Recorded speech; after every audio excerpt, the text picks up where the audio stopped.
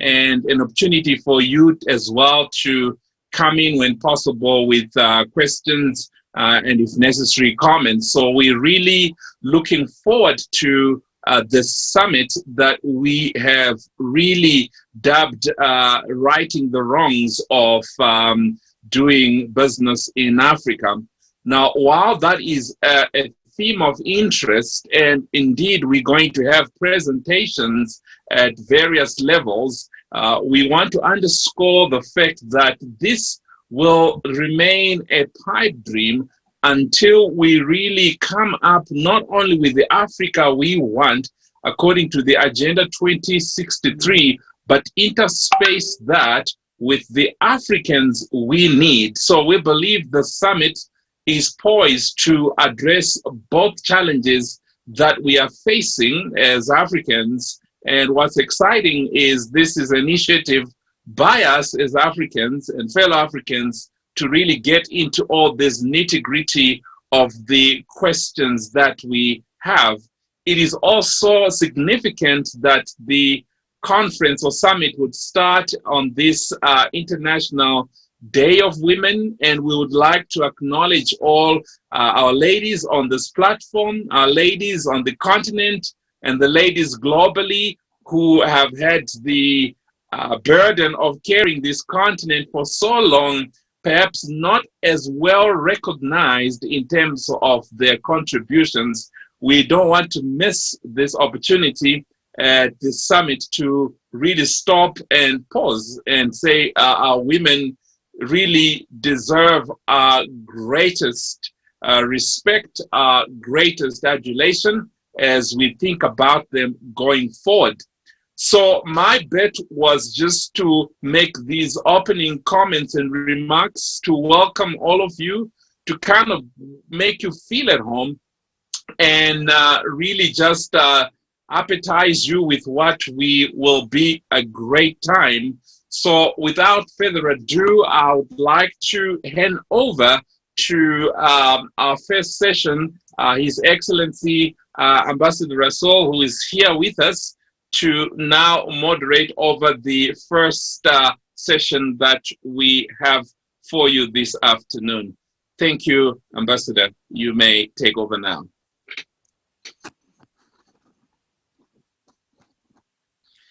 We may need to unmute him from our side. Technical team.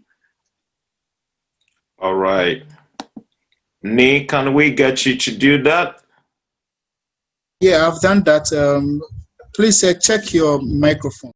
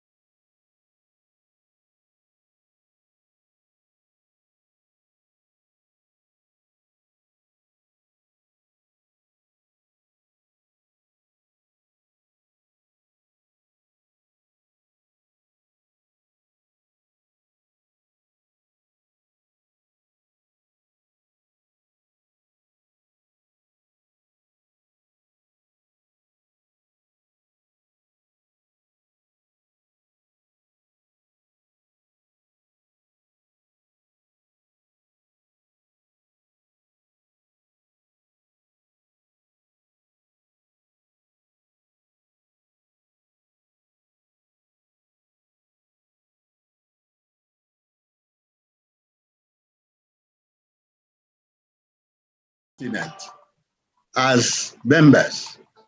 My brief remark is to pledge the support of Africa's higher education institution to the implementation of this summit's goal and to play an active role in it as well. The African Continental Free Trade Area is arguably the African Union's most ambitious initiative, which needs the concerted effort of all stakeholders to succeed. We, as Africans, have to stop assuming that politicians have all the solutions to solve societal problems. And I am happy to observe and be part of this multidisciplinary dialogue with all specialists, entrepreneurs, policymakers, academics, development partners, historians, engineers, economists, etc., to dialogue and develop practical steps to facilitate trade among ourselves on the continent. Happily, under the AfCFTA is the golden opportunity to do. Here, let me reiterate the words of Ghana's first president, Osagyefo Dr. Kwame Nkrumah, 24th May 1963, at the Foundation Summit of the Organization of African Unity in Addis Ababa, Ethiopia, which is also captured in the AU Science, Technology and Innovation Strategy for Africa 2024. He said, "We shall accumulate machinery and establish steelworks, iron foundries and factories. We shall link the various states of our continent with communication. We shall astone the world with our hydroelectric power. We shall drain marshes and swamps, clear infested areas, feed the undernourished, and rid our people of parasites and disease. It is within the possibility of science and technology to make even the Saharan bloom into a vast field with verdant vegetation for agricultural and industrial development." Under the AfCFTA, we will fulfill this vision of Kwame Nkrumah, and currently, Africa needs to strengthen her legal frameworks. Sorry. Okay.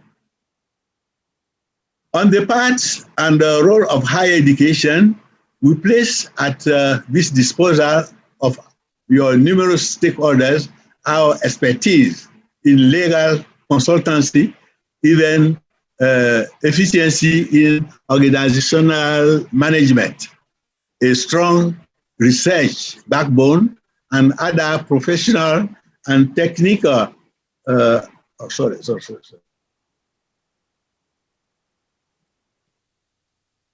professional and technical competencies needed by industry. We also provide continuous training for the business community, as well as entrepreneurship and innovation in our academic operations to fit our graduates in the world of work after graduation.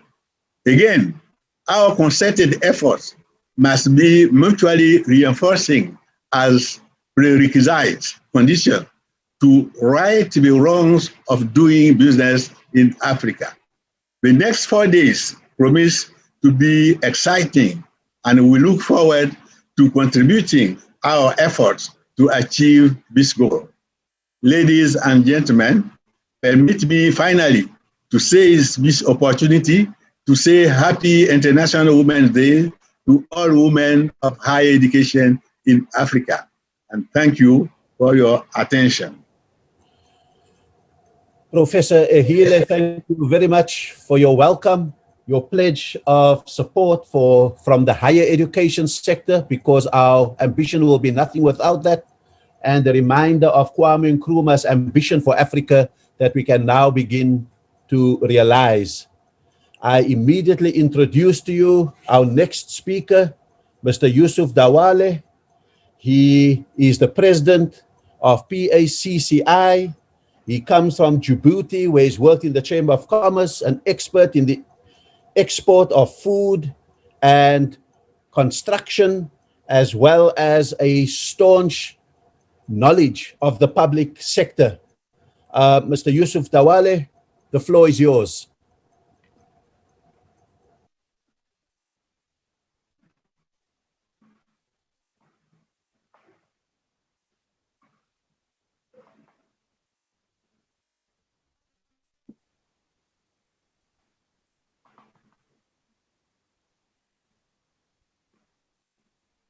Bismillah ar-Rahman ar-Rahim.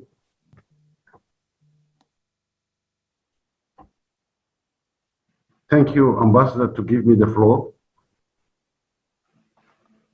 His Excellency Mahamadou Issoufou, President of the Republic of Niger. His Excellency Mr. Wankele Wene, Secretary General of AfCFTA Secretariat. Dr. Stefan Karingi, Director Regional Integration of Trade Division, UN Economic Commission of Africa. Professor Etienne Etienne, Secretary General of the Association of African Universities. Dr. Asfour, President of Africa Business Council. Mr. Oliveira Gomez, Assistant Secretary General of Organization of Caribbean, Pacific and African States.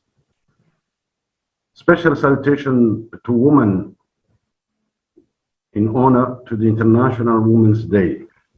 Permit me to begin my welcome remarks in celebration of International Women's Day by recognizing and celebrating all the women who made today's occasion possible. Thank you for your talent, leadership, commitment on this common vision, a vision of the private sector rightful place in Africa's transformation. On behalf of Pan-African Chamber of Commerce and Industry, Executive Council, and the Secretariat Management, it's my privilege and my pleasure to have been invited to be a part of this occasion, which marks the opening of the inaugural African Private Sector Summit. That was much a high-level event by many heads of states, especially President Issoufou, who are in attendance virtually right now, serve as a reminder of just how important in this moment and possibilities make a lead and more competitive move to adjustment of the firm level. Today, with dialogue of the elements and seamless implementation of AfCFTA, I encourage you to explore how the agreement shall achieve sustainable and inclusive socially, economically development, gender equity, and structural transformation within member states. I hope that we embrace the fundamental principle of gender equity in our organization structures for gender balance and in the corridor of academia, the public sector, and the private sector. I also extend greeting to Professor Etienne Etienne, Secretary General of the Association of African Universities. We have been asked why involve African universities in a private sector initiative. The reciprocal question is, how do we attempt to transform Africans' resource, provide support services without a functional education system to offer the skilled human or economic empowerment and the transformation? Mr. Secretary General, thank you to being receptive and support with action of academia and private sector partnership. We look forward to this partnership in collaboration with the public, look forward to serving the catalyst of the implementation of AfCFTA. Je voudrais balancer en français et vous obliger à prendre la traduction. Mesdames et messieurs, la mise en œuvre du CELECAF suscite l'alignement des conditions idéales pour faire des affaires sur le continent avec facilité. En effet, grâce à ces mécanismes d'envergure, les économies d'Afrique pourront désormais aspirer à avoir une complémentarité intra-africaine. Pour cela, il sera obligé en priorité de favoriser le développement des chaînes de valeur régionales. Nous réalisons tous l'ampleur du marché qui sera ainsi placé à la portée de nos entreprises grâce à la mise en place de la ZLECAF qui va connecter à terme 55 pays et devenir le plus grand marché commun du monde avec plus d'1 milliard de consommateurs. Les objectifs de la ZLECAF comprennent l'élimination de 90% des droits de douane entre les membres des pays respectifs, la réduction et la simplification des procédures administratives, la libre circulation des personnes et des marchandises. Selon les prévisions, cette initiative permettra la hausse du commerce intra-africain de 60% d'ici 2022 et aura un impact concret sur le PIB des pays participants. De plus, la facilitation du commerce interrégional, intercontinental conduira à une augmentation estimée à 81% des exportations. Le continent bénéficiera des réchauffements de sa compétitivité sur le marché international et mènera une économie continentale plus résiliente, inclusive et durable. Il est nécessaire d'en faire cette occasion pour déclencher une révolution numérique en Afrique et dépasser les obstacles, je dis bien les obstacles de l'insuffisance en connectivité. Le présent sommet devrait donc s'inscrire dans cette optique et favoriser la multiplication des contacts des partenaires de la communauté d'affaires africaine. Mais le plus important, ce sont les leaders politiques qui doivent aussi accompagner cette stratégie de multiplication des contacts en termes de partenariat public-privé. Les discussions de ce sommet viseront également à débattre des défis auxquels nos pays devront faire face à l'œuvre efficace de la ZLECAF et la nécessité de mettre en place des réformes politiques majeures. Le secteur privé devra saisir les opportunités de la ZLECAF, créer afin de provoquer le dialogue avec le partenariat public-privé, afin d'encourager des réformes politiques en tant que précurseur d'environnement commercial dynamique pour une croissance et un développement économique réel. Il sera plus que jamais primordial de promouvoir le rôle collaboratif du secteur privé africain et d'encourager un processus de gouvernance participative.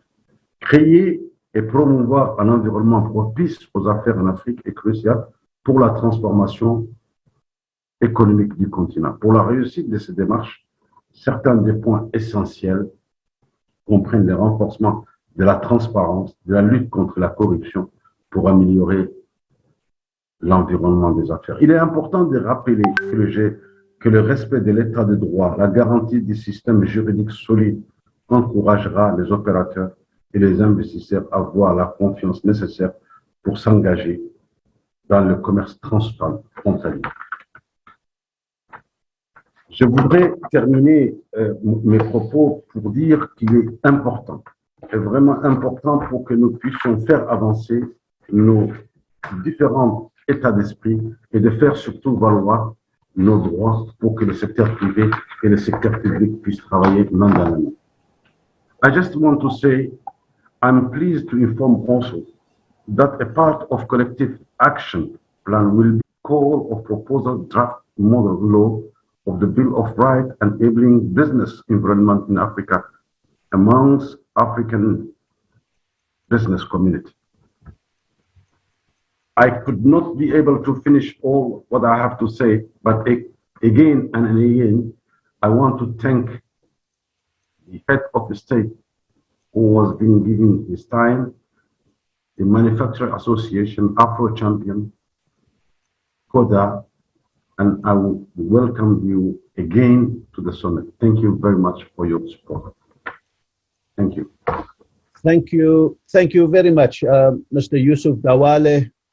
I think the participants who are on this online video program now feels absolutely welcome. I think you have thrown down the gauntlet about what will make a successful implementation. Your keyword in your remarks, the implementation, the enabling environment, and the public-private partnerships as critical to achieve the objectives of this. So thank you very much for setting the tone and creating the enabling environment for our keynote address to be made right now. Let me tell you that it is a singular honor to introduce our keynote speaker, His Excellency Mohamedou Issoufou, the President of Niger. Now, normally a president needs no introduction, but I do want to say that I am absolutely amazed, Mr. President, at the role that you have played in bringing to birth the African Continental Free Trade Agreement. I almost think that you may have a midwife status in giving birth to this, because you've been president since 2011 and been a champion of the African Continental Free Trade Agreement. You've kept a fine eye on the legal text and as well as the annexures of this. You have hosted in 2017, the third meeting of the EU Ministers of Trade, the sixth meeting of the negotiators of the Free Trade Agreement, the third meeting of the senior trade officials, and in 2019 again, you hosted the launch of the operational phase at the 12th Extraordinary Summit of the African Union in Niger. I think that you are probably on that basis alone the most appropriate speaker to deliver the keynote. The floor is yours.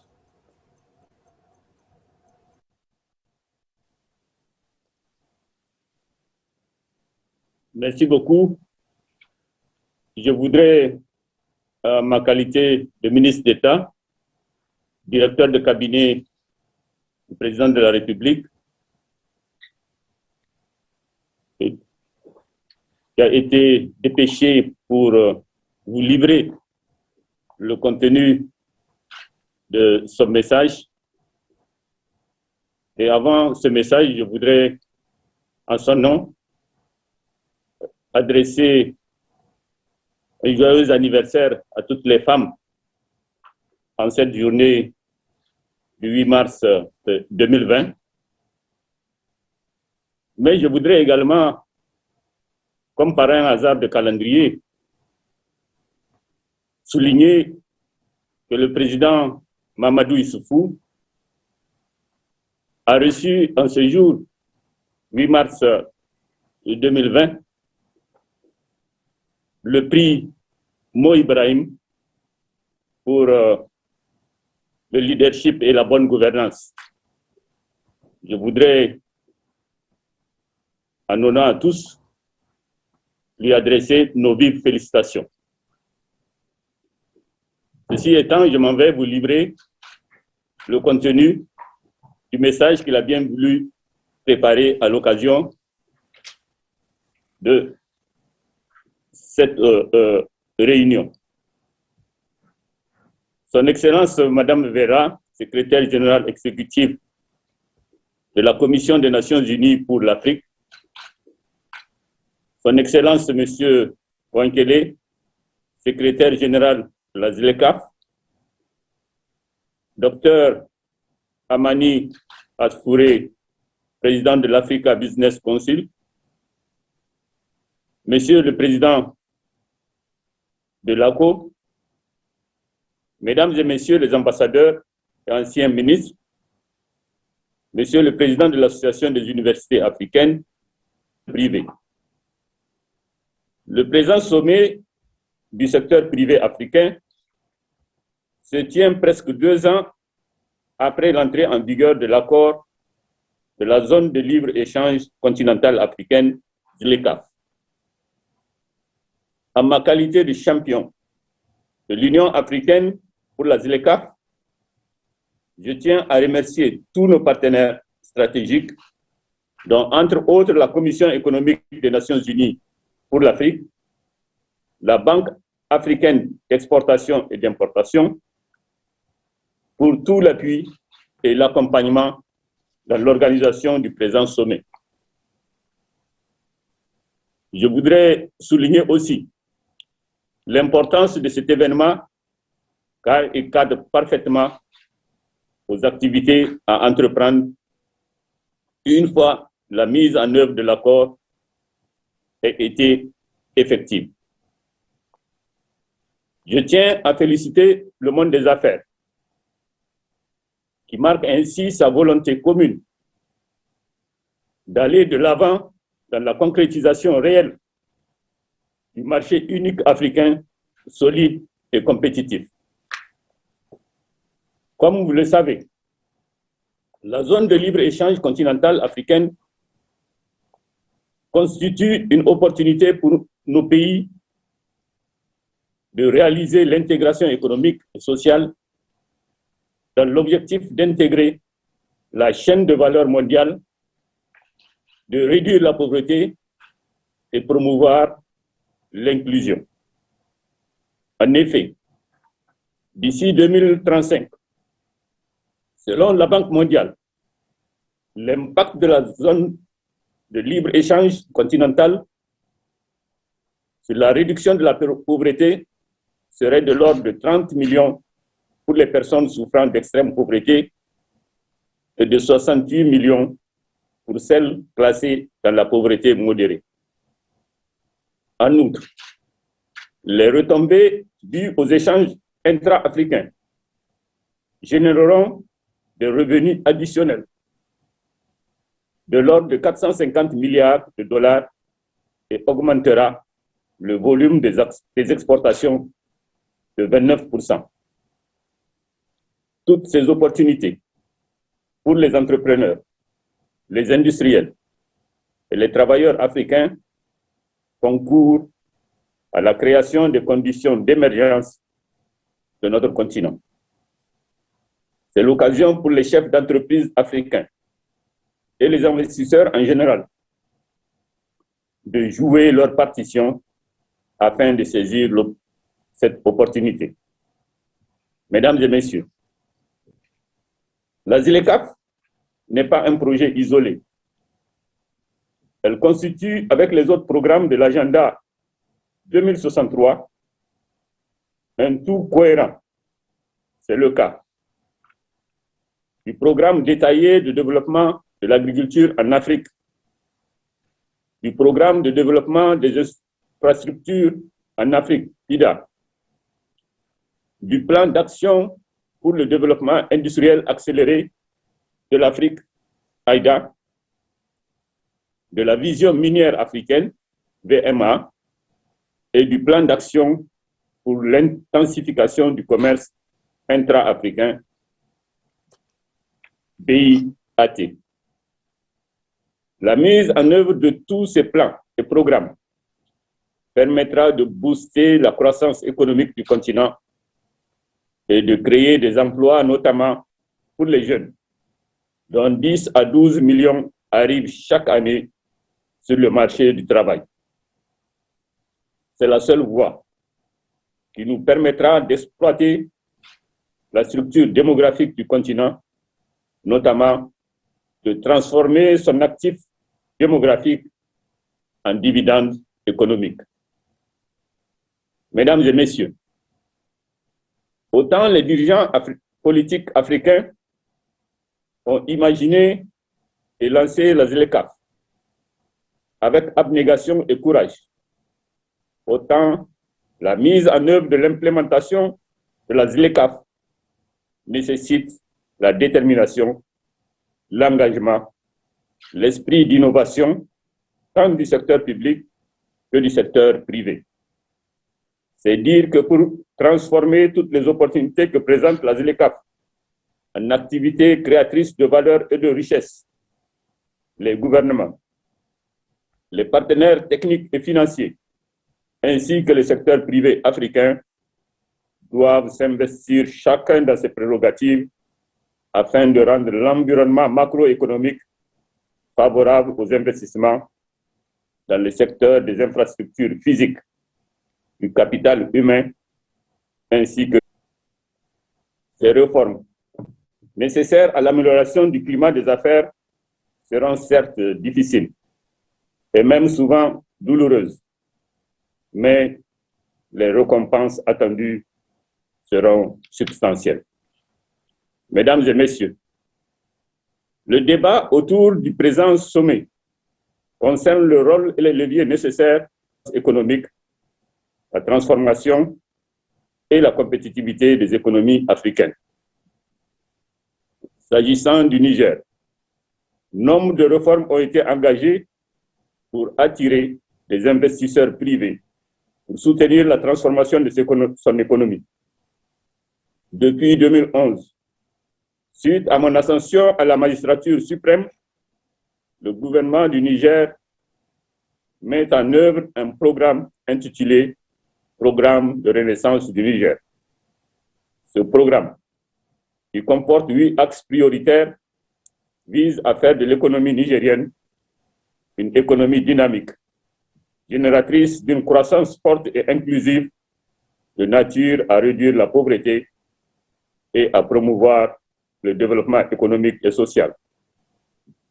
De 2011 à 2020, grâce à la mise en œuvre du programme de renaissance, le Niger a enregistré un taux de croissance moyen de 6%. Les perspectives pour les 5 prochaines années laissent entrevoir un taux moyen de croissance de 7%. Pour conforter le dynamisme de cette économie, notre gouvernement s'est engagé dans une politique de réforme pour promouvoir le secteur privé et l'investissement direct étranger. C'est ainsi que de 2012 à 2020, notre pays a gagné 44 rangs sur le classement opéré par la Banque mondiale, passant ainsi de la 176e à 132e place. Les principales réformes ont porté sur la facilité de création d'entreprises à travers la réduction des procédures, le délai et coût, domaine dans lequel le Niger était classé premier en Afrique en 2018 et 24e au niveau mondial. La mise en place d'un bureau d'information sur le crédit, BIC, et d'autres facilités d'accès au financement. La simplification des procédures de paiement des impôts. La modernisation des procédures douanières et l'installation du tribunal de commerce de Niamey. Le cadre législatif et réglementaire des affaires a été également amélioré à travers notamment l'adoption d'une loi sur les partenariats publics-privés, l'adoption du Code des investissements, du Code minier, du Code pétrolier et l'adhésion à l'Agence multilatérale des garanties des investissements MIGA. Le Niger est devenu de ce fait un des pays africains les plus réformateurs en matière de facilitation des affaires. Le taux de croissance de 7% que j'énonçais tantôt sera tiré, entre autres, par l'exploitation du potentiel minier et pétrolier et la fourniture régulière et croissante de l'énergie électrique basée sur la valorisation de nos ressources énergétiques locales. En effet, au Niger, le secteur minier présente des potentialités importantes pour les investissements privés, nationaux et internationaux. En matière de ressources minières, le Niger est traditionnellement connu depuis les années 1970 pour l'exploitation de l'uranium. Mais le potentiel minier est largement sous-exploité. Le Niger, comme l'Afrique, dispose d'un sous-sol riche avec diverses ressources minérales telles que les minéraux stratégiques, uranium, précieux, or, les métaux de base, fer, cuivre, chrome, nickel, les minéraux industriels, phosphate, calcaire industriel, sel, etc. Les minéraux lourds, titane, les pierres ornementales et matériaux de construction. Le gouvernement du Niger, en concertation, en étroite collaborateur avec différents acteurs du secteur, a élaboré une politique minière tendant à améliorer le rendement des activités extractives, à attirer des investisseurs nationaux et étrangers et surtout à garantir une production nationale capable de générer des richesses et créer des emplois durables. Pour valoriser toutes ces ressources minières, le Niger a entrepris une vaste politique d'ouverture du secteur pour développer notamment l'investissement minier étranger. Le pays a créé un climat propice à l'investissement à travers un cadre législatif et réglementaire simple, clair, transparent, compétitif et non discriminatoire et a su attirer des investisseurs pour la relance et le développement aussi bien des filières traditionnelles de l'uranium et de la cimenterie que de la recherche et de l'exploitation de l'or, du fer, du marbre, du thorium, de la cassétérite, du charbon et du titane. Dans le domaine de l'énergie, les opportunités existent dans l'hydroélectricité, le charbon, le pétrole et le solaire, le Niger étant l'un des pays les plus ensoleillés, le pétrole les plus ensoleillés. D'ici 2025, nous envisageons construire 1000 MW de centrales solaires et 2000 en 2035, électrifier 6000 villages. Nous envisageons construire une centrale à charbon de 600 MW et rénover une centrale de 50 MW, intensifier les lignes de transmission et devenir un hub énergétique pour les pays du Sahel et de la CEDEAO. D'énormes progrès ont été d'ailleurs enregistrés en matière de stabilité politique, de bonne gouvernance et de démocratie. Pour finir, je tiens à vous annoncer que le Niger en particulier et l'Afrique en général ont plus d'atouts pour promouvoir une croissance durable et soutenable. Le potentiel est encore largement inexploité en sa juste valeur. L'utilisation des nouvelles technologies ainsi que le processus de produits plus élaborés pourrait contribuer amplement à la croissance économique de nos États dans le respect des normes environnementales et humaines. Dans vos réflexions et travaux autour des thèmes suivants: l'Afrique, nouvel espace pour faire des affaires avec plus de simplification, quel type d'investissement pour une transformation et une croissance durable en Afrique, opportunités pour faire des affaires à fort impact développemental et d'emploi, innovation en Afrique. J'invite le secteur privé à travailler avec le secteur public de nos États dans un esprit gagnant-gagnant et à venir au Niger et en Afrique pour qu'ensemble, nous exploitons ces ressources et concevons un partenariat fondé sur le respect mutuel et l'intérêt de tous. Je vous remercie de votre aimable attention.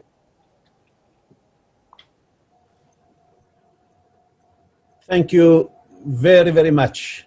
I must say that speaking on behalf of His Excellency, the President of the Republic of Niger, I think we have heard a very, very clear message that the objectives of the African Continental Free Trade Agreement is to reduce poverty, unemployment, and disease across the African continent by rising its resource base, investment base, and its intra-African agenda for infrastructure, agriculture, industrialization, and trade, and so forth. I think the President, in his remarks to us, has also addressed that demographic, the youth demographic, that could either be a curse or a blessing, and he has certainly said we need to turn our youth bulge into a blessing of human capital and human resources if we develop it properly and deploy it properly. I think there is no clearer message than the laboratory that is also Niger to try out and to make sure that the plan can be implemented there and therefore across all of Africa. I want to also say to all the participants, we are now at 252 and growing by the minute. And I want to say it's clear that we have a continental-wide representation from all over Africa. We have sectoral representation, academics, the media, the private sector, the SMME sector, and all of those kind of people. And I also think that if we were to go through that and to do some matchmaking, we may find that the chat group alongside the formal presentations could be very, very useful to match up people who have certain skills elsewhere in Africa with people who have certain needs elsewhere in Africa. I think I want to end up by thanking the three panelists, including the spokesperson for His Excellency, the President of the Republic of Niger, for your remarks, for the depth and quality of your remarks, but also very importantly, for keeping broadly within the time. You have not exceeded your time. It was us who have exceeded our time in introducing you and in introducing the topics. So having said all of that, it is now my pleasure, with the permission of the organizers, to hand over to my fellow moderator, Bunmi Makinwa, and to ask him to take over this. And when he takes over, you will find him a specialist in communications for leadership, advisor to governments, the UN, to business, non-profits, experience in population, HIV and AIDS, the World Health Organization, and someone who has studied on 3 continents, Africa, the USA, and Europe. And so over to you, Bunmi, and I will join you in the 3rd session of the day and look forward to your management of the 2nd session. Thank you very much, and over to you.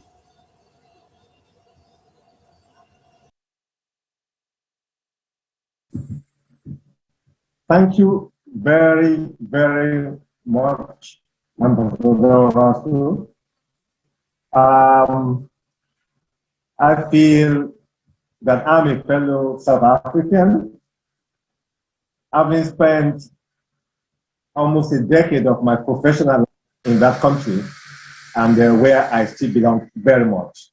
You came to New York as I was living in New York for Johannesburg, moving the office of the UN at that time to South Africa, but when you became ambassador to the US for South Africa, ambassador of the US of the country.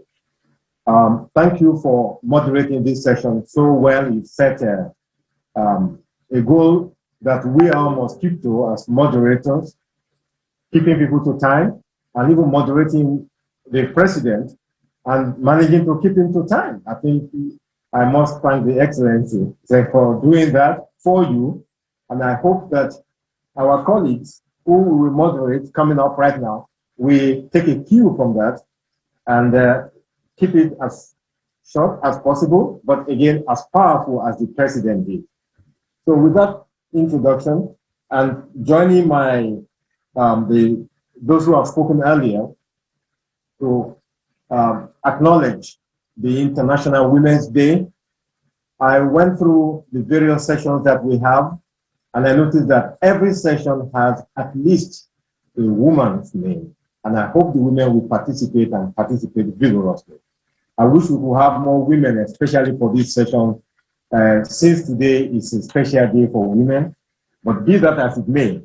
That is how I would like to structure this session. We have, and correct me if I'm wrong, Dr. Stephen Karingi is no longer going to be part of this session, from what I've been told by one of our organizers. So instead of 4 panelists, which I have 3. In a way, that's an advantage, but again, it's a disadvantage in the sense that we lose important wisdom and knowledge that Dr. Stephen Karingi would have brought on board. So I hope I'm right that Dr. Karingi is not here for this session. Okay, I take that silence as meaning yes. Before we start, I don't do it one by one. After, did I hear somebody speak? No, go ahead, sir. Okay, thank you. I will introduce the three panelists that we shall have, and after that, I will then call on them one by one without any further introduction. Our first panelist is His Excellency, Mr. Wamkele Mene, another fellow South African, and currently, I'm actually a Nigerian, but I feel like I'm South African because I spend a lot of time in South Africa. So I hope the Nigerians listening will not think that I've abandoned my nationality. Mr. Wamkele Mene is currently the Secretary General of the African Continental Free Trade Area, Secretariat, that is based in Accra in Ghana. And he had a lot of experience working in the area of trade and industry. He was in the Department of Trade and Industry in South Africa as a chief director. He was also a director in international trade and investment law in that same department. Mr. Wamkele had served as deputy ambassador with the South African Permanent Mission to the World Trade Organization in Geneva, to which the highly respected Dr. Ngozi Okonjo-Iweala has just been appointed as the Director General. So Mr. Wamkele had served with that body in the past. And with all that experience, he brings to bear as the first Secretary General of the AfCFTA Secretariat. We wish him luck and we congratulate him for this position, and we listen to what he offers us on ease of doing business, what this new AfCFTA agreement brings to bear in helping to streamline trade and international trade, especially in Africa. The second panelist is Dr. Amani Asfu. Dr. Amani Asfu, our lady and the first lady to speak today. With due respect, we look forward to your participation. You come with a lot of experience in the area of business. Dr. Asfu is currently the president of the International Federation of Business and Professional Women. She is also president of the Egyptian Business Women Association. She is president of the Organization of Women in Trade, the Cairo chapter. She is president of the African Alliance for Women Empowerment. If I continue to mention the organizations that Dr. Asfu heads, who will spend a long time here, so I'll just say that he has a lot of experience, a lot of organizations and institutions where she works as an investor, the leader, the entrepreneur, the founder of several centers and institutions. We look forward to hear from you, Dr. Asfu. The third speaker is Mr. Espion Joaquim Oliveira Gomez. Mr. Espion is currently the Assistant Secretary General of the Organization of African, Caribbean, and Pacific States. He comes to this position with a lot of experience, more than 30 years, organizing, nurturing, growing micro, small, and medium-sized enterprises. He was formerly Deputy Executive Director of the Caribbean Export Development Agency. He has a lot of experience in ICT, in tourism, and he had served his country, the Dominican Republic, previously as a Deputy Minister. As introduction of the three panelists, I will call on Mr. Unkere to start off in a succinct, short, but I'm sure impactful presentation. So it's over to you, sir.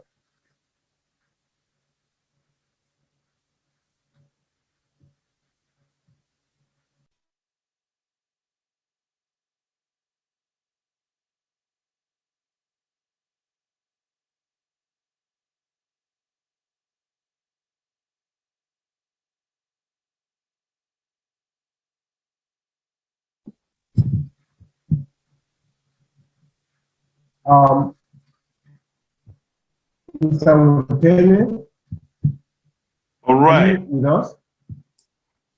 Dr. Sam, will you come in?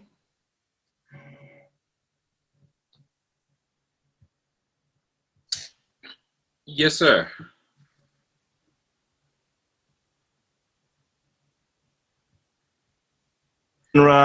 Couldn't make it, so he sent in a goodwill letter to us.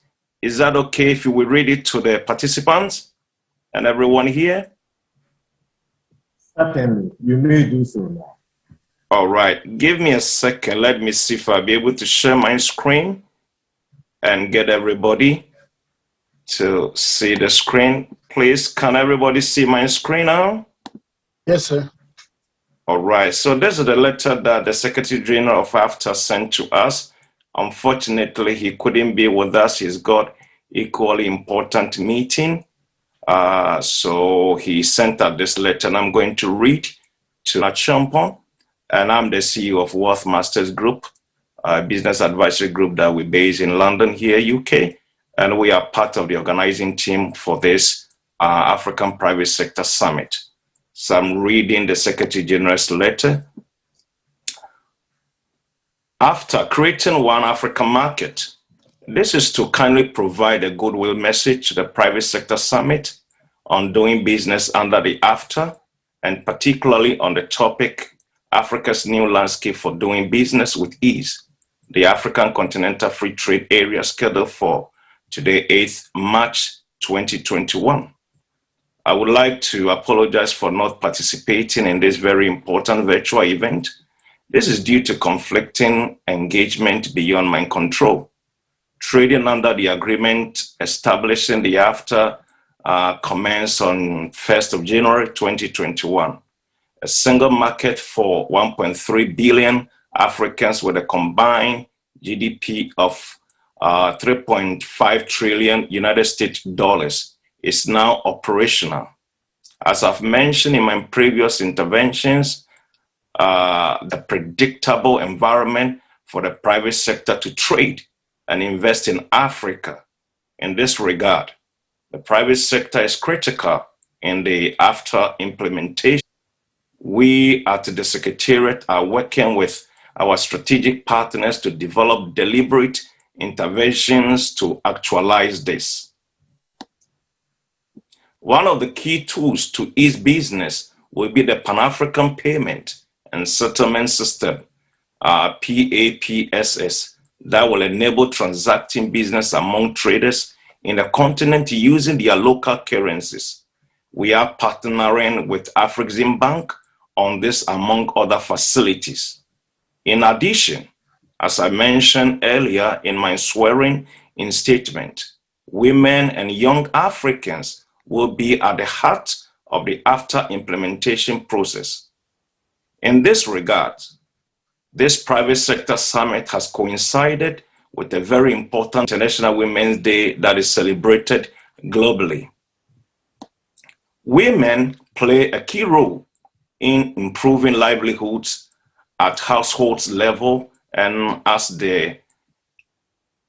you may all recall the December 2020 summit directed that a protocol on women to be developed and annexed to the AfCFTA agreement. Work is already ongoing in that regard. Lastly, I wish to inform you that we are working with commercial banks on the continent to establish a finance fund facility to help women participate more in the AfCFTA. I wish you all fruitful deliberation.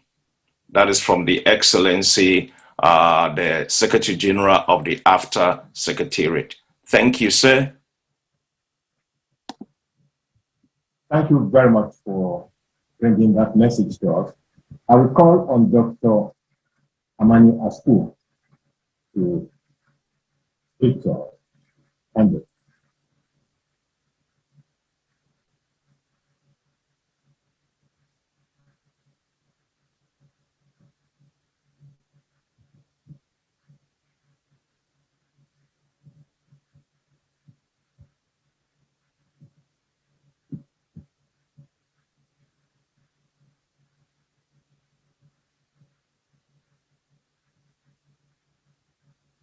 Do we call on Dr. Sam to help us?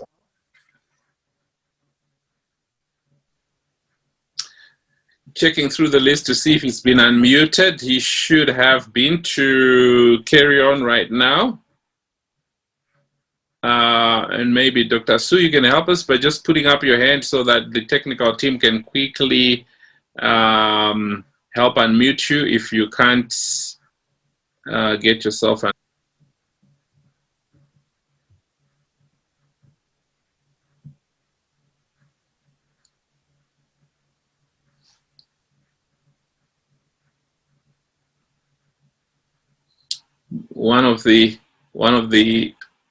What we're observing is some people their names are appearing in their devices, so it's not always easy to pick up a name.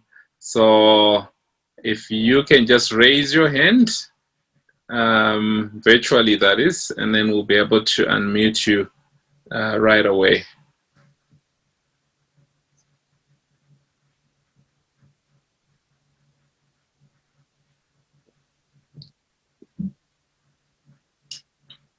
Okay, I can move ahead. I think let's do that. Come back. While you sort that out, do I move ahead to Mr. Scipion? I think let's do that. Hello. And then we can come back to you. And thank you for helping Dr. Sam.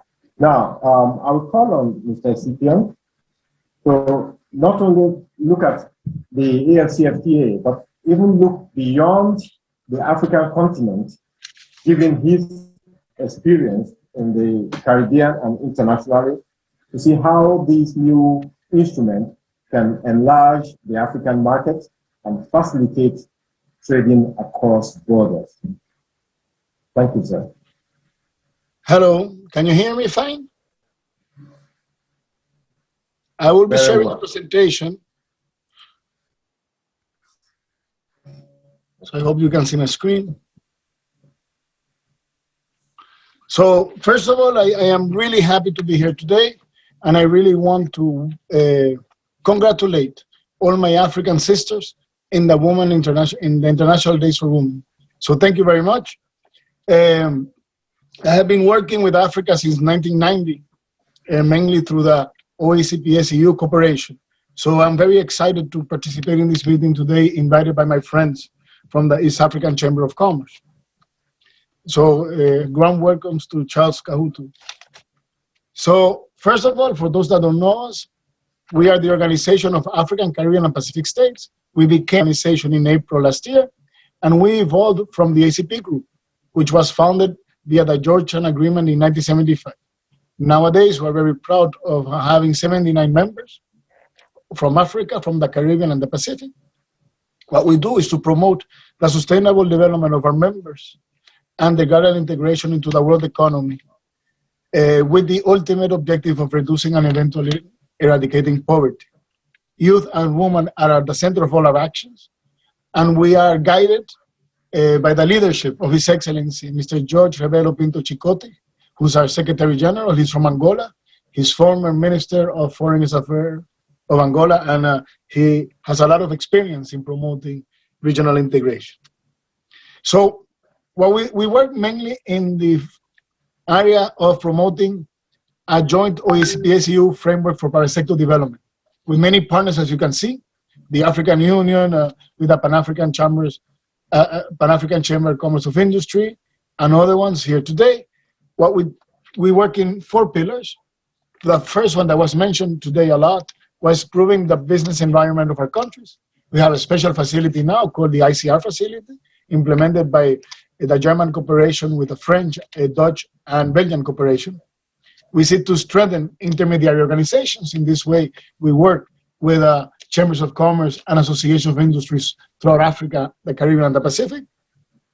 We try to promote the informal sector by having specialized financial schemes to allow way through and also to join the formal economy. And we also work in promoting more formal investment through blending and working with banks as the African Development Bank and the European Investment Bank, and also with the European Development Finance institutions that manage some of the facilities we have put in place.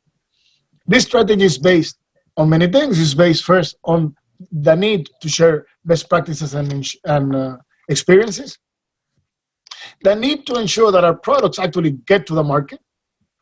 Like I said, also promoting youth and women entrepreneurship and other vulnerable people. And among all, a constant, permanent public-private sector dialogue and cooperation at all levels, national, regional, and OECD levels. We believe that quality is collaborated with ARSO, the African Organizations for Standardization, in an initiative that's sought to promote legislative reform, improve the business climate, foster the adoption and use of standards, facilitate market access, and increase the technical capacity of our own institutions, also from associations and producers themselves. These actions contribute to the enterprise competitiveness of our countries, but also to social cohesion and economic inclusion, and also ensure that our consumers in Africa, the Caribbean, and the Pacific have access to good quality goods and services. So it's important to invest in quality in order to be able to earn markets and protect our own markets. We believe it's a time for a paradigm shift. We are living in unprecedented times. We have seen COVID has shown us that no country, region, or continent alone can go by itself. We have to work together. So we have to develop new policies to address these challenges confronted by our SMEs. We want to target the more vulnerable groups, also taking development outside of the capitals to the rural areas, and working also with ethnic minorities. We're trying to foster social, economic, and cultural inclusion. Culture is also a big business, so we also want to promote a lot of investment in culture, not only as an intangible good, but also as a tangible good that can be sold and bought. And we want to ensure through that the personal development and well-being of our people, but also a most prosperous, peaceful, and fair society. We believe that we can win in globalization by really embracing our own roots. There are many roots that really join the OECPS group. I personally feel very African. I have traveled and worked throughout Eastern and Southern Africa a lot and help a lot of SMEs there. And every time I travel to Africa, I feel at home. I was saying, globalization has changed the way we live and do business. Technological innovations have shrunk the dimensions of space and time. And now our companies are faced with losing preferential access in the traditional markets while having a competition in our own markets. So we need to find innovative solutions to survive. So we propose to establish this competitiveness in this je ne sais pas quoi that define us as OECPS, as Africans, as Caribbean, as Pacific, using where, what, and how, and transforming that into articulated stories to targeted consumers to supply the world with unique products and services. Where is the market segments in which we have a competitive advantage? Niche, luxury, fair trade, organic, diaspora, healthy. However, in order to tackle these markets, we need to understand the trends and expectations on consumers in those markets who are heavily investing in market research, market knowledge. What is the products and services we offer? We should not always seek to compete in low prices or high volumes. We have to include in quality, specificity. We have to adapt the products to the needs of the target markets. That includes labeling, packaging, taste, standards. That is very important. So we propose that you work with us to sell a story and provide a dream. When you go to a supermarket in Europe, it's difficult to differentiate yourself. So you have to catch the eye of the person selling a story. How? Basically, we want to supply the global market with a good value proposition.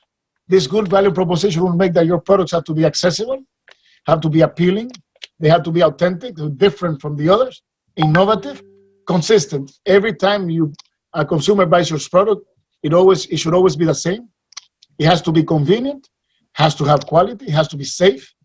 We prefer to have it branded so consumers keep on coming, and the volume that you have should be adapted to your target market. We wanted to give you some examples, concrete examples how we're implementing the strategy.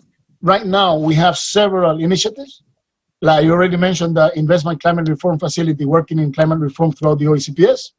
But we also have the Boost Africa initiative with over 60 million euros, which is implemented with the African Development Bank and the European Investment Bank. It seeks to enable young African entrepreneurs to have access to capital. We are also working in a special program which is called Farmers Organization for ACP. It's 40 million euros. We're working with IFED, the Pan-African Organization of Farmers, and various regional and national farmer organizations throughout Africa. We're also working in Fit for Market program with our partners called ACP with 50 million. We support our states, mainly African exporters of fruits and vegetables, to understand and apply the requirements of sanitary and phytosanitary requirements for the products in Europe. And finally, the Trade.com 2 program with 40 million euros, it helps our SMEs to diversify their export base. We implemented specific programs with UNECA and COMESA with very specific companies to allow regional and global value chains. We're also working in future actions, which we would like to have your support. We really are working with or discussing with DigiTrade in order that they will allow accumulation of rules of origin between the different regimes which Africa uses to export to the European Union. Because as you might know, the system of everything but arms, EVA, and the economic partnership agreements cannot share rules of origin. By having these two different regimes, sometimes within the same region, you'll find yourself that you are not able really to create strong value chains. So we really are talking to the European Commission to see if they will allow this accumulation of rules of origin and create real regional and continental value chains. We're also working to expand it, to expanding the work we did with Cole ACP, but not only for fruits and vegetables and not only for commodities, but for all products exported by our people, an early warning alert mechanism that will allow us to know what new regulations might be put in place by our partners in the European Union first and the United Kingdom also. Those two markets first, and they try to expand it to other markets in a way of understanding which pesticides, which regulations, which controls will be enforced before they happen so our companies can adapt.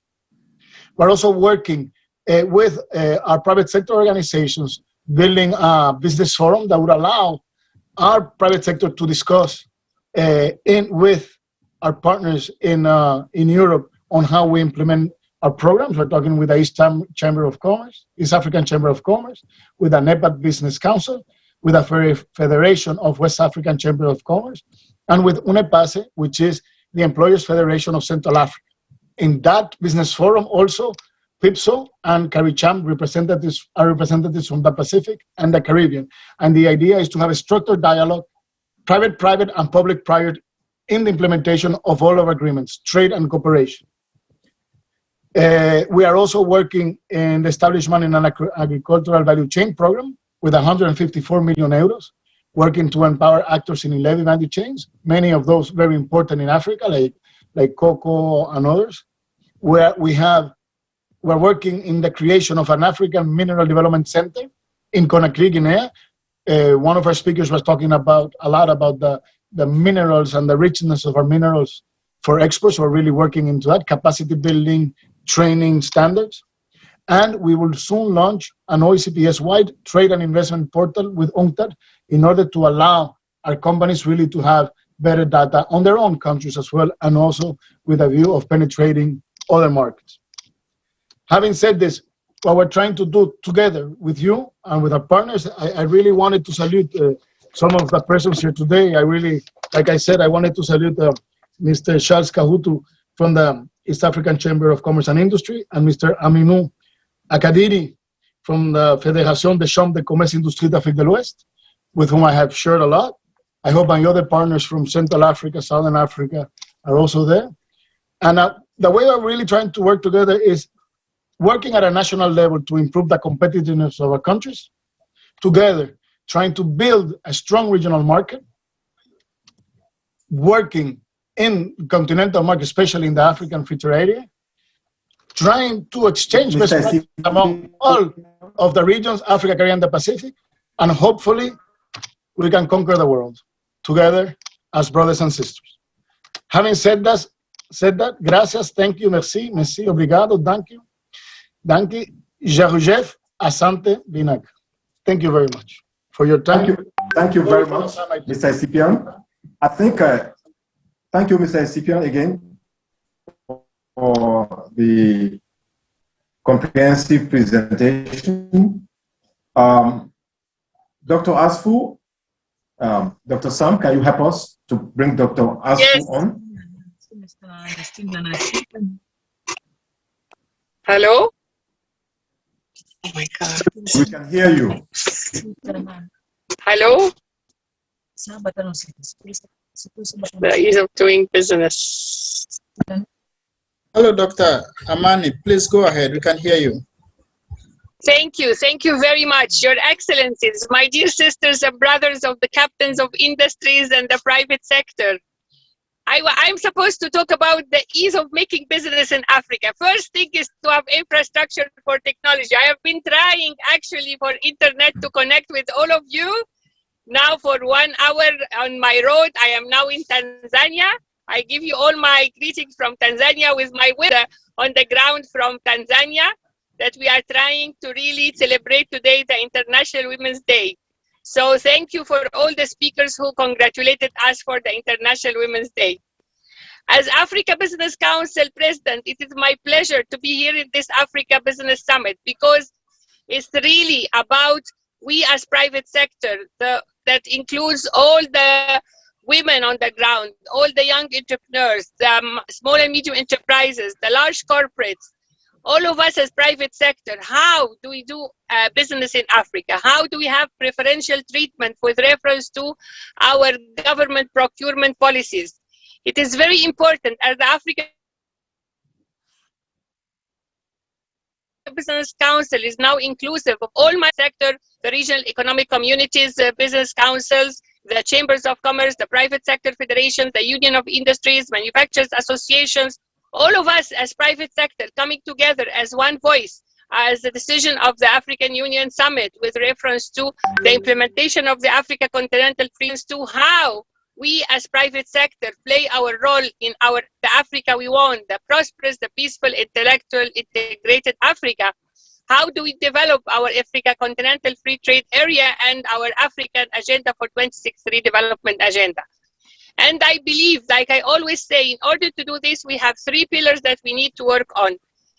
The private sector and the people, how we build the capacity of our people, how we empower our private sector, including women and youth and small and medium enterprises, to be able to read our enterprises, to be able to manage our resources, to be able to add value to our products. The second pillar is the policy.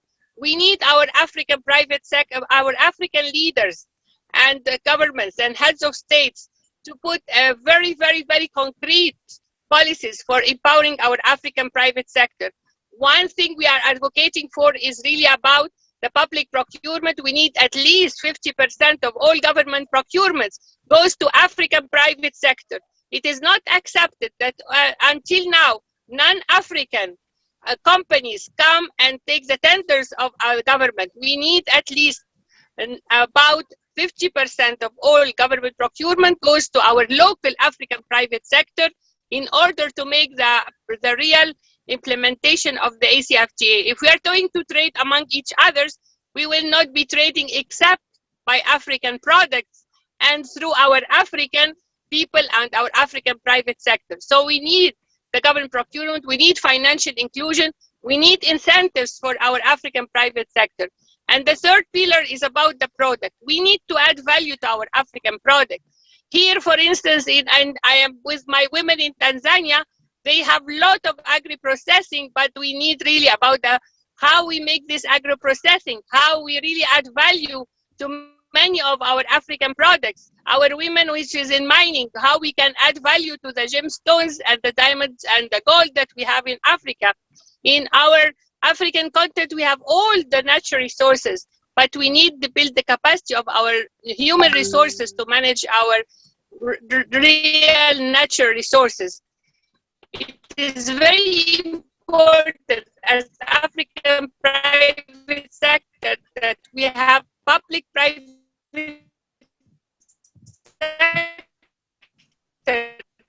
dialogue with our governments and to see how we really make our products trained for their products to meet the criteria, to have packaging, branding, designing, and how do we do our marketing. Doing our marketing, we need to know about each other. So as Africa Business Council, our real agenda is to have mapping exercise for all the existing resources on the continent to make sure that we have structure in order to make sure that it is cost effective for our products to be transferred from one part to the other, to make sure that we as African private sector know about each other, to have a directory of all the industrialized products that we need, to link with scientific research and technology and academia to manage our own resources and add value to our products. It is time that we as African manage our own resources, and we have our relation with all our peers from all other regions on a win-win situation. As Africa private sector and with all my sisters and brothers here in the capitals of industry, we believe that it is very important that we have the 10 E's, the indigenous capacity, strengthening, industrialization, infrastructure, information communication technology, investment in scientific research and technology and innovation, integration among ourselves, international market with value-added products, increasing our intra-African products. So by all this, this is very important that we need our African leaders to give us, all of us as private sector within the continent, make sure that the cross-border women traders have her right to trade with African products.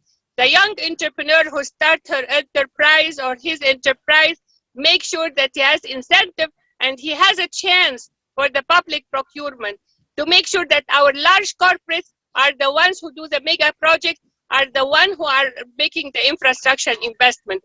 We need the investment to give incentives, the financial institutions to make sure that they empower our African private sector.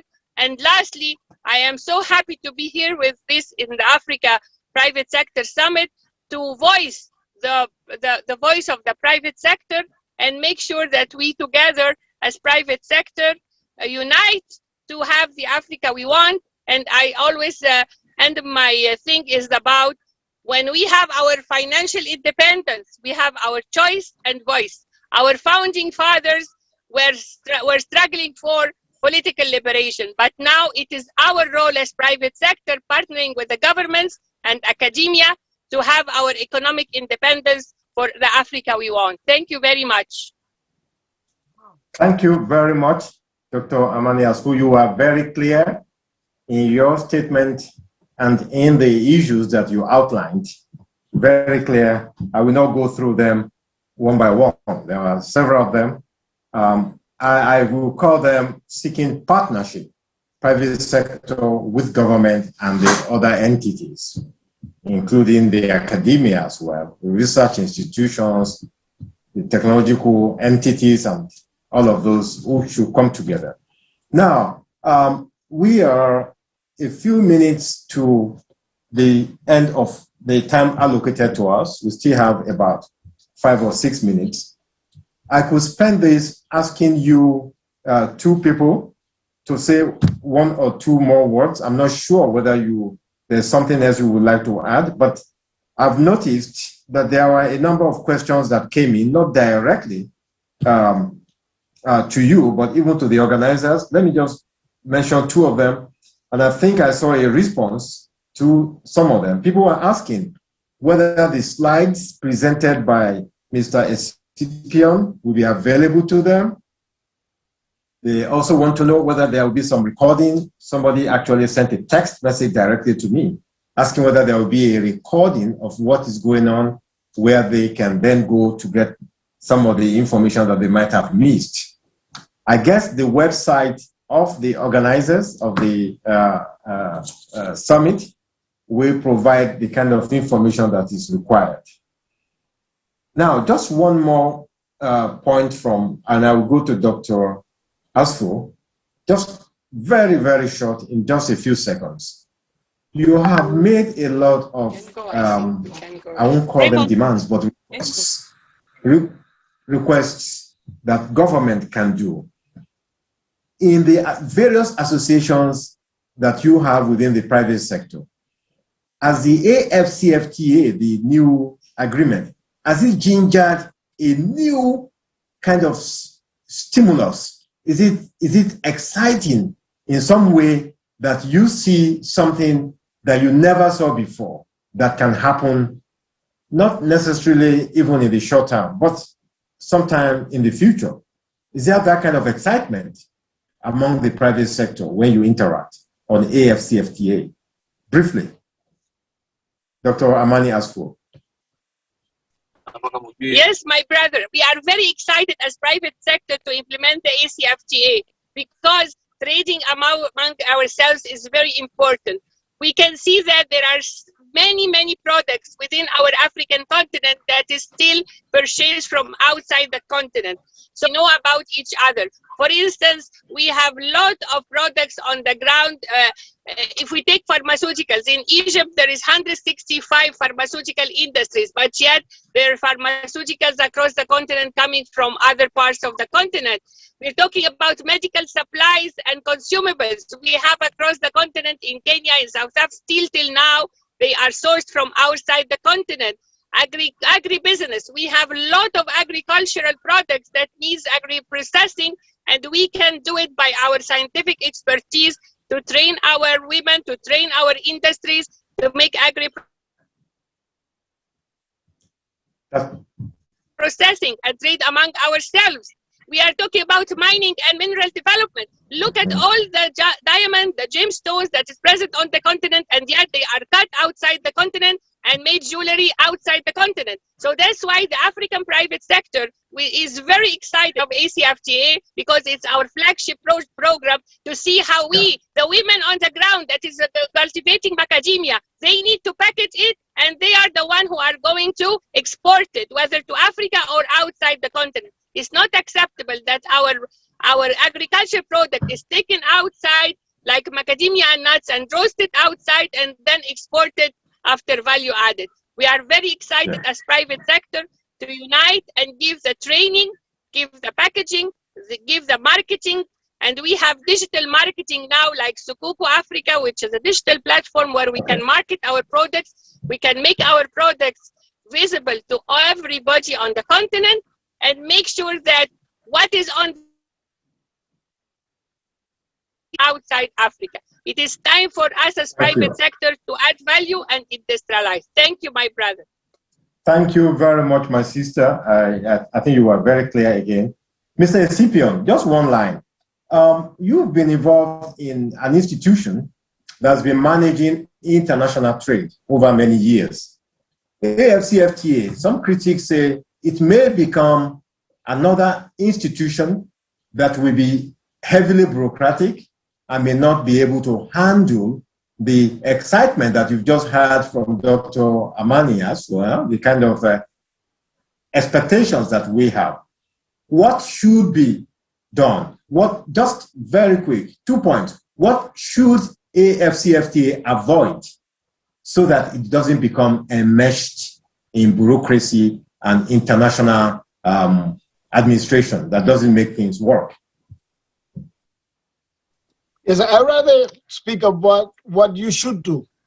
What you should do is what Dr. Amani Asfo just explained, is to dialogue and collaborate. I think that the African Continental Free Trade Area should be built by the businesses themselves. There has to be a strong private sector involvement and public-private dialogue and partnerships to make it happen.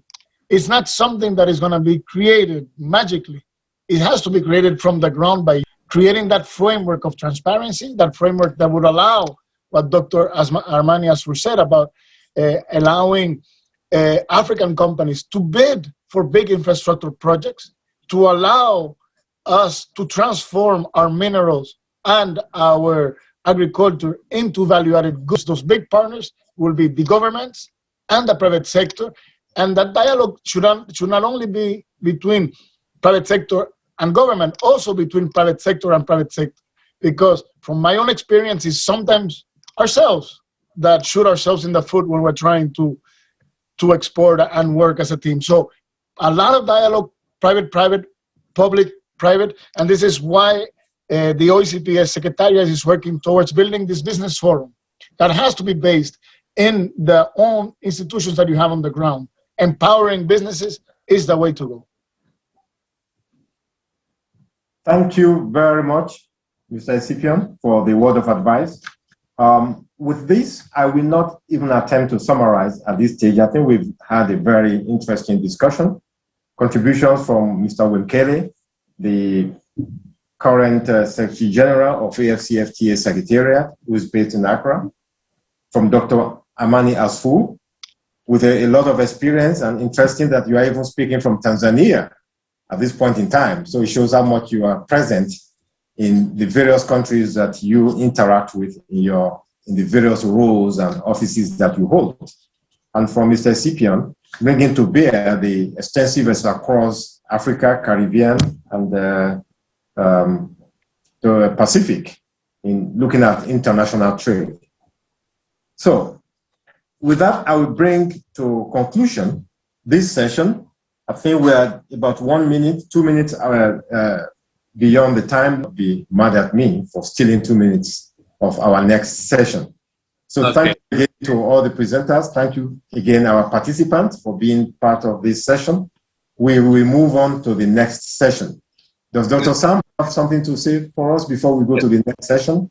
Yes, before we go to the next session, we actually have the privilege of Ambassador Mfumukeko, who is the SG of the East African Community Secretariat. So we'd love for him to just address us briefly before we go to the next session while we have him on the floor. So Ambassador, please, if you can unmute, and then we will ask you to address us.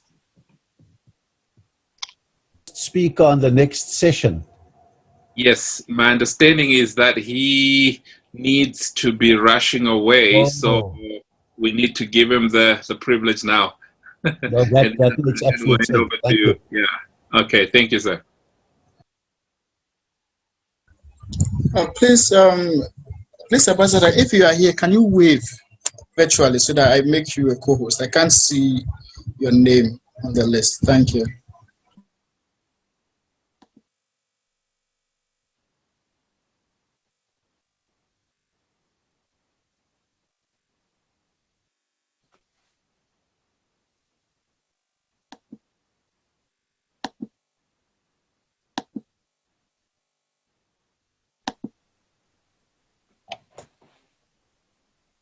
Yeah, he might be on a device that's not showing his name. If any of the team members, if you can help us identify him quickly, please, it will just help us.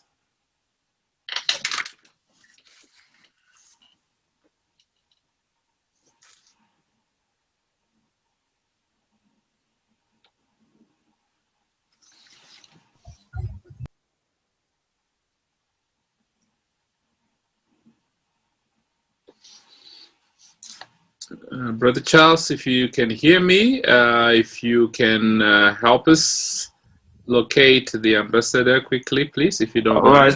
Hello, Sam. Yes, sir. Sam. Yeah, it's Ben here.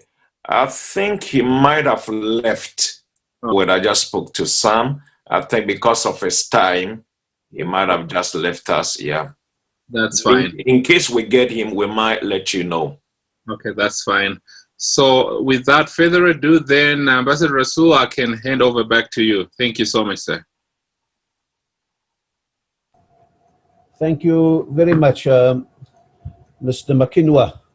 I think that that we'll find a way to share the session. I suspect that your skill is in interrogation, digging deeper into what the various people are saying and getting more detail from them.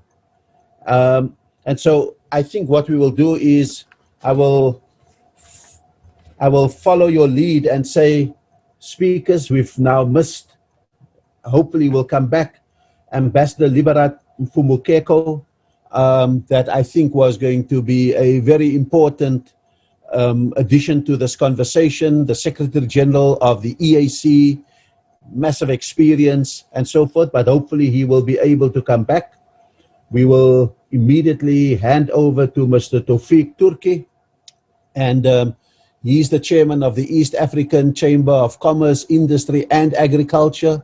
He's played all of these roles in Zanzibar, CEO of the largest business groups in Tanzania, and he has been described as goal-driven, a passionate leader, highly educated, and from everything I've read about him, those are not empty descriptions. He delivers on all of these things. And so I think we will ask Mr.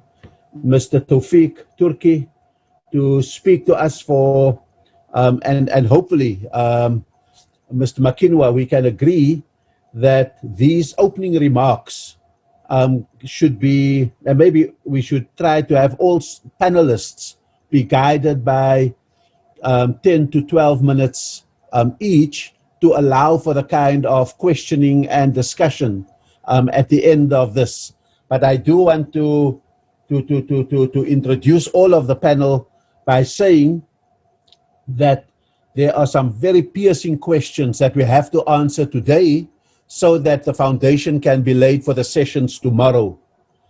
I think we need to discuss not only what is outstanding, but what have been the milestones that we have reached for this enabling environment for the African Continental Free Trade Agreement. What's the role of various players? What's the depth of institutional robustness? And what's the regulatory shifts that we are going to require? Are there any unexpected threats to our ambitions for the African Continental Free Trade Agreement and bringing in the private sector? And what are the opportunities that the private sector would be able to bring about? And then I also think we need to plan for the impact of COVID, for the changing geopolitics. And then I end on this one by saying that it is very ironic that as many advanced countries on the globe are shifting towards isolationism, Africa actually is emerging at this moment with an openness, an opening up, as evidenced by the African Continental Free Trade Agreement. We are doing what is in today's global terms counter-instinctive. Are we set to be leaders in returning the world to the kind of openness that is required? Having said that, I think that we are looking forward to our next few speakers, and I invite Mr. Tawfiq Turki to take the floor, please. Please, it appears Mr. Tawfiq is not around. Well, then I think we have to not waste much time. Nigel Chanakira to be able to speak to us. And I won't say much about him, except that he has this very interesting description attached to his name. The most maverick entrepreneur to ever emerge out of Zimbabwe. An entrepreneur, a banker, a coach, a philanthropist. He's headed Kingdom Private Equity, experience in the Reserve Bank of Zimbabwe, the Zimbabwe Investment Authority, but he's also deeply rooted in the private sector. So I hope they're not going to tell me that Mr. Chanakira is not around, because with that kind of description, I'd like to hear what the most maverick entrepreneur out of Zimbabwe. Hello. Unfortunately, he's not around too. So I don't know whether he's using a different name here. But if Dr. Nigel is around, he can wave virtually so I can make him calls. Thank you. Mr. Makinwa, maybe you will have better luck introducing the next speaker and calling them to the podium.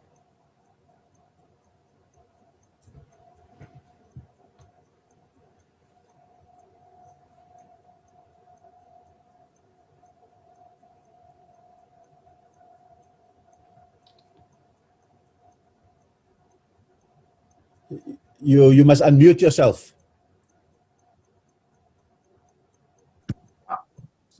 I was suggesting we give Dr. Sam 30 seconds to see whether he can get Dr. Chanakira. And if he doesn't, then we'll move on to Dr. Eko Spio-Garba, who is our next person on the panel. Yeah, I can't seem to locate him. I think you can go ahead. Okay. Just unmute yourself again.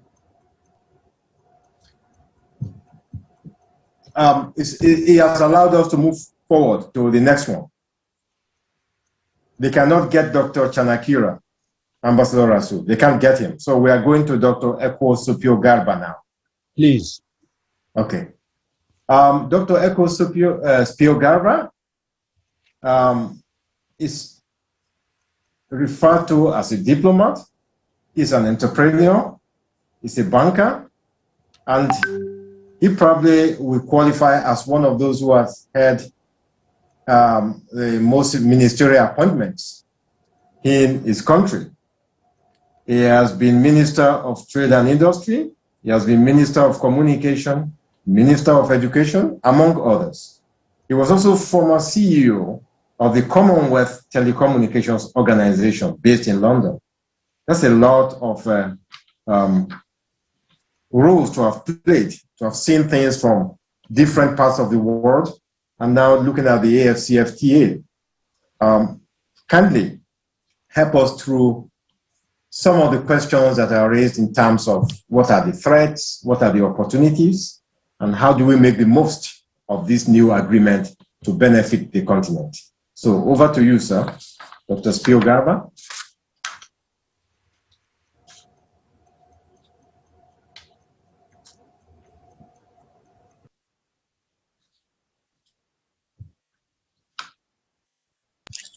Hello. Unfortunately, Dr. Eko Spio-Garba is. Okay. So I definitely have seen Dr. Dev Chamru on the chat. Yes, I am. Oh, well, great. Dev Chamru, Mr. Dev Chamru is senior. Please introduce you. Okay, thank you, Ambassador. Mr. Dev Chamru is a senior consultant with the CITC in Mauritius. He has a lot of experience in international trade, in international investment. He's a development specialist, over 35 years of experience in trade promotion. He was formerly the CEO of Enterprise Mauritius, which was a national trade promotion agency for the country. Mauritius is a very well-known country for tourism. So for Mr. Chamru, the good news that we've heard about Mauritius, we know that you've made an important contribution to it. So how does the AfCFTA impact better on Africa going forward? Over to you, sir. Thank you, moderators. Ambassador Russell, we met some time back in Pretoria. Yes. And it's a pleasure to see you back again, live and kicking. All protocol observed, ladies and gentlemen, good evening from Mauritius. And before I start, I want to wish all women of the world a very happy Women's Day. Their contribution cannot be stated, in fact, and it goes without saying. Straight to the point, a lot of hype of the AfCFTA, which has entered into force on the 1st of January after such a prolonged negotiation that has been built in, but there is a lot of groundwork to be done. In regional policy making, there are 3 dimensions. There is one, the drafting of the agreement, which I think the policymakers have done a good job of. Second is the implementation of the agreement. And here we have, unfortunately, a very poor track record on Africa's regional integration movement. And Ambassador Rasool can testify the fate of SADC and COMESA after X number of decades, we are still not achieved where we wanted to be. Okay. And this time we're dealing with 55 nations to start with. And the third one is the most important one, which a lot of people are really interested to know. What will be the impact of the AfCFTA on, one, intra and inter-African trade and investment? Will it boost internal movement of it, whatever? 1. 2, will it position African continent, the biggest continent of all, which can bring in China, India, America, Europe, all into one, as a geopolitical force of economic importance in the region going forward? Okay. So these are the 3 things that go along, and policymakers are always drafted a good agreement. I think they have. The job of implementing, unfortunately, goes on at a slightly lower level, and this is where we have a problem. Okay. I like to share this anecdote, what happened to me many years back when I was heading a Mauritian delegation to a COMESA International Trade Fair in Kenya. So one of the guys who was working on our stand went home late after the event, after the cocktail. And we went home, and his wife asked him, "Where were you? Why did you come late?" And he says, "I was at COMESA." And the wife thought COMESA happens to be the mistress of the person. So now finding what are the knowledge of the private sector of this massive document which we have in the AfCFTA, you will be surprised to see that most of them do not know beyond the parlance of policymakers. So the first important job happens to be how to vulgarize the provisions contained.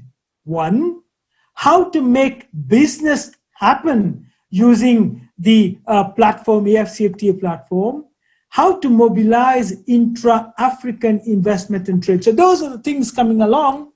I think going by the African Union standard of Agenda 2063, I hope we don't have to wait to 2063 to know the impact of this agreement. So yes, it contains the seed for Africa to emerge as an integrated continent.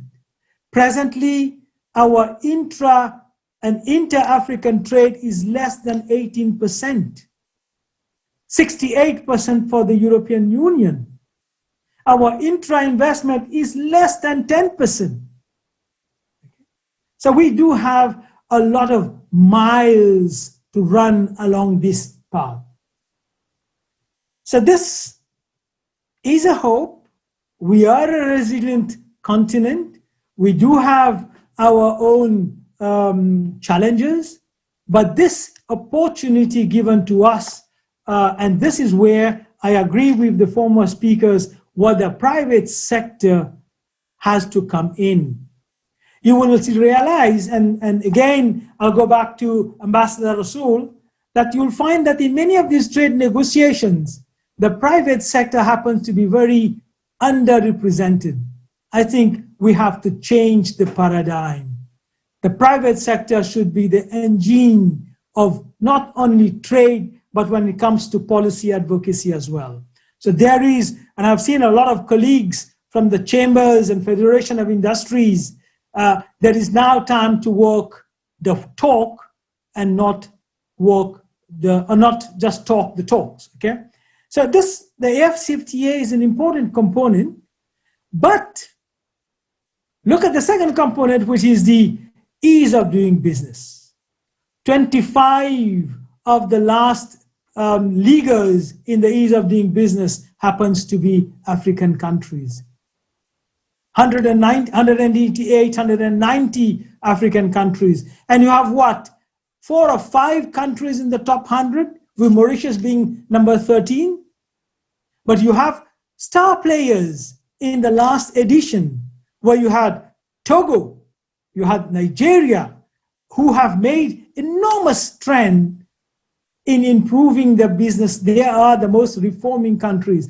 And this is the time when peer-to-peer learning must become top on the agenda of our policymakers. Learn from the experiences of the people who have implemented successfully reforms. Mauritius, number 13, Rwanda, number 38, Kenya, number 56, Togo, 59 position in 2 years. Okay, I must here acknowledge, declare my interest. I'm also advisor to the presidency in Togo in what you call ease of doing business matter for the last 3 years. So there are possibilities, and somebody must be able to take this, champion this peer-to-peer learning. We don't have to go and learn from others. We have internal experiences which are good enough. So there again, Africa does not lack opportunities. Africa does not lack, the resources. It's now to mobilize investment. And we should not make the mistake what most African investment promotion agencies do. All these IPAs, the moment they think of investment promotion, they already think of travel overseas, going to talk to people, because it's a sexy job. I've been in the business for years. They're missing the strongest link. Time to mobilize domestic investment. Time to mobilize intra-African investment. Time to mobilize African diaspora.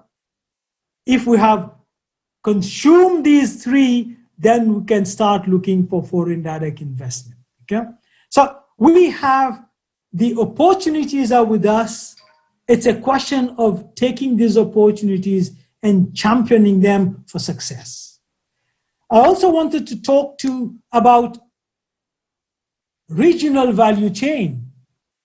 COVID-19 has presented opportunities, but has also created walls. The first reaction of most African countries is now buy local, produce local, okay? I should be producing. But look at the economies of the 55 countries in Africa. Most of them are small countries. There are more than 17 of them which are landlocked countries. There are some huge countries, okay? But the missing element is we are not optimizing regional value chain. And in economic development, the whole theory of beneficiation of local resources, I personally consider very low in ranking, because I am all of the position that there is a lot of opportunities to be harnessed using the resources that our neighboring countries possess.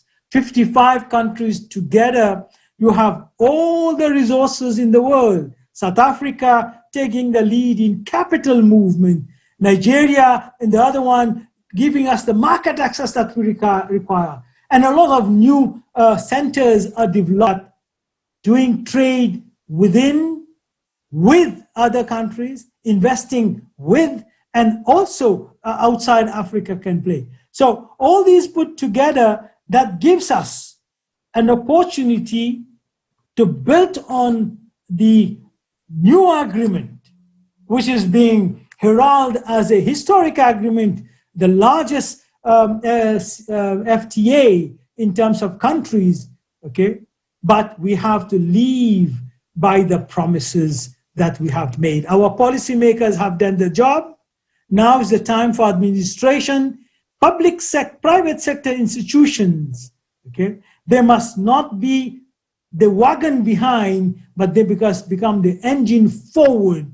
Okay, and they're women entrepreneur, for youth entrepreneur that must take the lead now. Time also to organize. We know that access to capital, investment capital is an issue, but believe me, African banks, African fund managers, African equity participants, we do have capacity and potential to fuel to a large extent our own requirements in terms of capital. So I will rest my case for now, and we'll come back, for any answers that our colleagues, anybody will wish to have from me. Thank you. Thank you very much for the inspiring statements that you have made, and also for recalling from experience what is happening in the continent that we should learn from. I will now hand over to Ambassador Rasul to continue. Thank you very much. I echo your appraisal of Dev Chamru's inspiring can-do input that he has just made, because a lot of what we require, in addition to resources and human resources, is confidence. And I think that he's just injected quite a lot. And we now going to introduce with great assuredness the next speaker, Mr. Kiprono Kitani.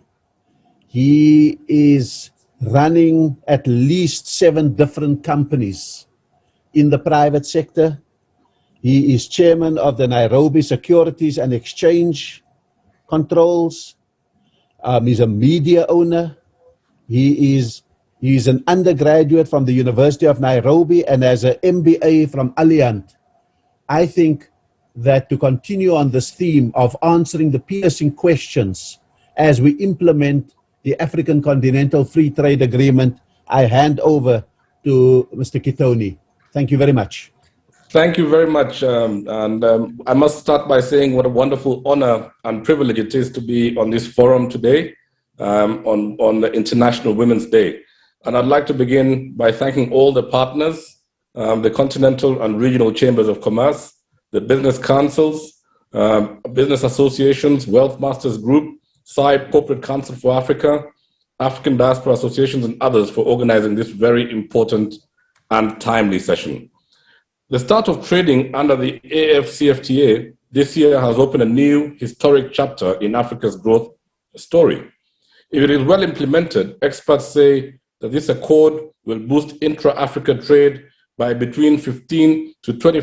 So if we take 18 that the previous speaker spoke about, Mr. Charu, then as the base today, then we are looking at an additional 15 to 25 additional percentage points in our intra-African trade statistic. That puts us to well close to 50%, making us perhaps the second most vibrant trading group on earth after the EU, which is at slightly over 70%. And this will have on regional and national economies, as well as the people of the continent, will be immense.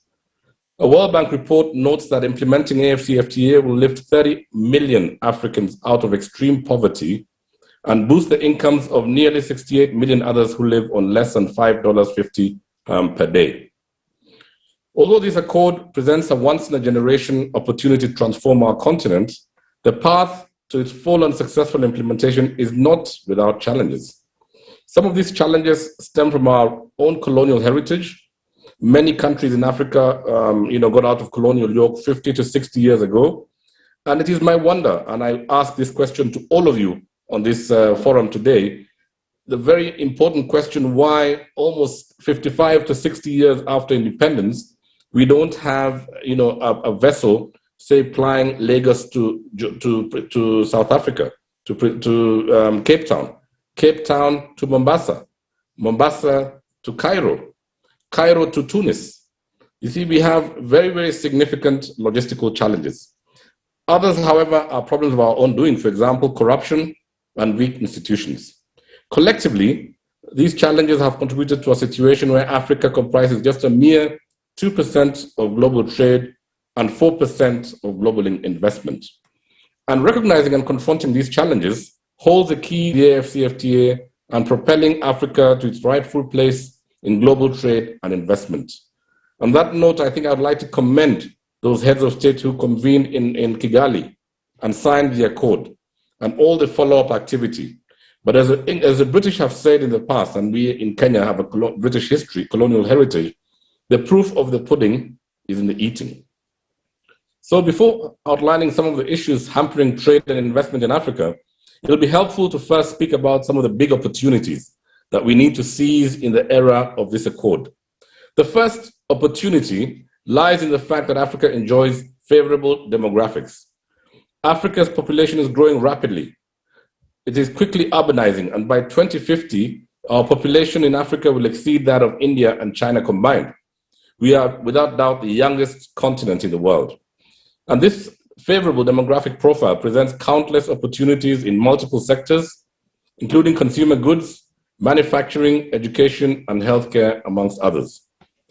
Another opportunity lies in our rich natural resource endowment and our immense agricultural potential in the continent. We need to find innovative ways of ensuring natural resources don't lead to more inequality and division, but deliver inclusive economic growth.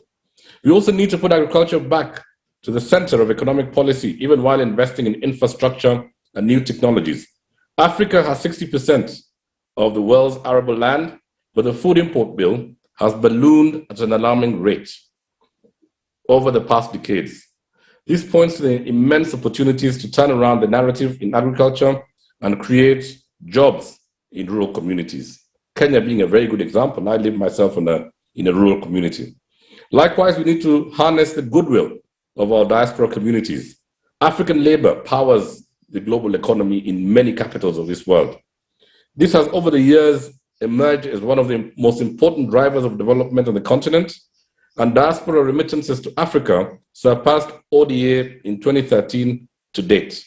In terms of issues affecting the ease of doing business in Africa, the first that we must tackle is corruption, the big elephant in the room. Many African countries rank poorly in dealing with corruption perception, and especially and we lead in the corruption perception indexes. We need to root out corruption, both in the private and public sector. And this can only be done if we strengthen institutions and make integrity the cornerstone in the way that we do business.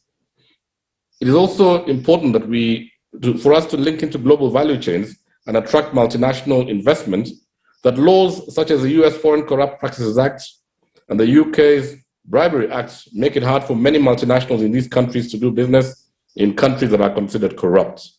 There are similar laws in many jurisdictions globally, underlining the need for Africa to decisively address the issue of corruption in order to attract more investment.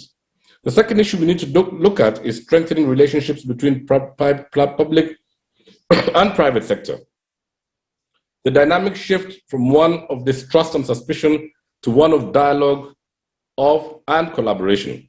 In countries like mine, Kenya, for example, we have in the past seen state agencies resorting to hardline tactics in tax and regulatory disputes. These kind of practices dampen investor sentiments and dialogue, and I propose that we must embrace dialogue, alternative dispute resolution, and partnerships as a means of achieving success in the AfCFTA. Finally, we need to be open to learning, and this means being open to accepting the failures of the past. Admitting that we've had failures in the past should not make us bitter, but better. It is in this spirit that we as business leaders must utilize the opportunity presented by this forum to identify the issues that have held us back and the rights and wrongs of doing business in Africa. Taking responsibility is the first step of determining our own destiny as envisaged in the Accord. This is what makes this forum today very important. This is what I say once again, I would like to use this opportunity to thank the organizers of this forum, because without the organizers, we wouldn't be having this very important conversation. Allow me, as I sign out, to just make two very brief remarks. One is on the ease of doing business. Yes, it has helped in many regards. And in Kenya, for example, we've come from 130 to about position 56. And of course, we like to pat ourselves on the back. And we are grateful that we have been able to achieve this progress. But we need to look at the real issues that affect ease of doing business. We need to embrace an AfCFTA that allows for the free movement of goods, capital, and labor across our continent. Let me say Happy Women's Day to all the ladies on board, and to say that for every woman who stands up for womankind, stands up for the whole world. Thank you, and God bless you all. Thank you very much, Mr. Kitoni. I think that if Dev Chamru's address was inspirational, yours was forthright for the very direct questions and challenges that you pose to all of us. I think your statement, our past must not make us bitter, but must make us better, will ring in my ears for a while longer. And so I think that you've asked some hard questions, and hopefully the next few days will begin to answer all of that. But most importantly, you don't do so from a pessimistic position. You do so from a position that says, we have demographics in our favor. Even urbanization is in our favor. Our resources and all of those kind of things. And so I think the wherewithal is there. It's now up to us to get the subjective issues out of the way and to move forward. So thank you very much. I happily say to everyone that we are back on track with all our speakers. And I ask Mr. Makinwa, my co-facilitator, to keep the discussion going. Thank you very much, Ambassador Rasul. Without much ado, I will call on the next speaker, Prince Adetokunbo Kayode, Chairman, the Nigerian Private Sector Alliance. He's also the Executive Vice President of the Pan-African Chamber of Commerce and Industry. Prince Kayode is a very, very senior lawyer. In Nigeria, we just simply say SAN. He's a senior advocate of Nigeria. But even beyond that, he is on the body of life benchers, which is the highest level any lawyer can attain in the profession. So he's done very, very well for himself, and he will bring that experience and that knowledge to bear in his contribution here today. Besides that, he has held several positions in government as minister, labor and employment. He has been Attorney General. He's been Minister of Justice. And currently, he chairs several boards, several councils and committees. So, opening the doors to ease of doing business in a bigger way that we aid continental integration as well as make this continent get to where it should be, its rightful position as a major player in the international trade area. Thank you. Over to you, sir, Prince Kayode. Thank you very much. I want to first of all thank the organizers for putting this platform together, and also appreciate the contribution of the earlier speakers, particularly the keynote addressed by His Excellency the President of Niger. He has identified the key issues, that is, and of course also the challenges that we have. We know that today the world's economy is challenged. Africa is on the threshold of either going down or staying on its feet and even going up. The AfCFTA provides a huge opportunity for us to do what our forebears, the founders of the founding in Africa, strong social platforms, create ECOSOC inclusion, eliminate poverty, empower our people, and of course, industrial development. We want to stop being the providers of raw materials, raw cocoa, just raw minerals to the world. We want to be able to add value. We want to be able to beneficiate. We want to be an active part. And I think the AfCFTA provides a singular, opportunity to achieve this. It cannot fail. It dare not fail. We cannot allow it to fail.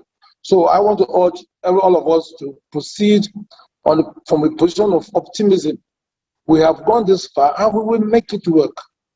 We will make it work. So how do we proceed doing that? There are several challenges. But somebody said that, no sane person wants to waste a good crisis. We have crises in several areas which our economy work to move Africa, all of us, Nigeria, everybody, move all of us out of being the football of the world to the key players. So what are the challenges? We have challenges about logistics. Many of the speakers have talked about these challenges. We have challenges about logistics, about infrastructure, about rules that we make, rules that we hardly understand, and again, the limited knowledge about what we could do to actually make our system efficient, and more important, about our institutions, these weak institutions which enable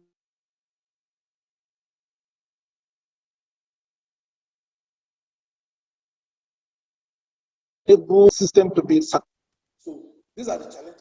Also opportunities. For instance,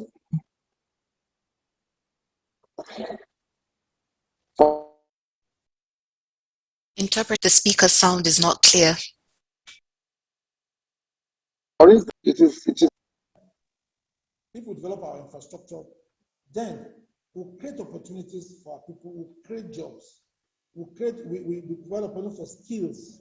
And without skills, we really cannot create jobs. So we need to focus, one, in terms of developing infrastructure and logistics base, to emphasize skills. We all know that we have a bulge, a huge population bulge, especially with our youth. In Nigeria, which is typical of Africa, the age of 18 to 40, 50, you are looking at about 65 to 70%. And the same goes for the whole of Africa. So this is a big opportunity. You have a strong opportunity for working population, but they must have skills. And it is when we help them to acquire these skills that we will not be able to use them.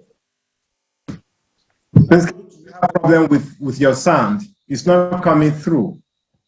It hasn't come through for the past 1.5 minutes. The sound. Can you hear me now? A little bit. Hello? Hello? Your sound is low. Very low. Oh, okay. I'm sorry about that. Is it better now?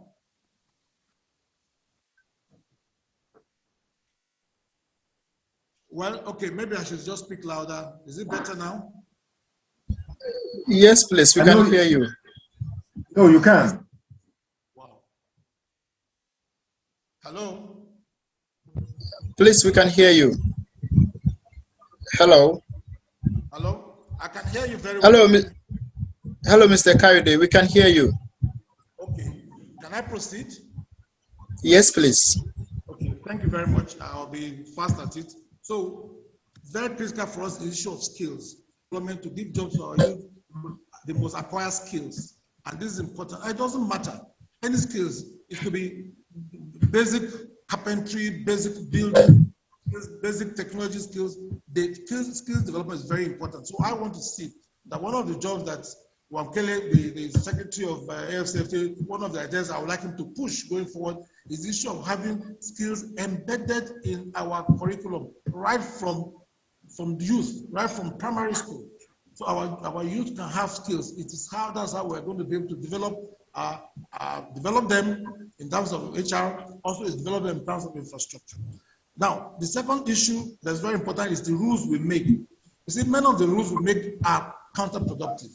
I know Nigeria, for as an example, We are working out to see how we can get most of our rules changed.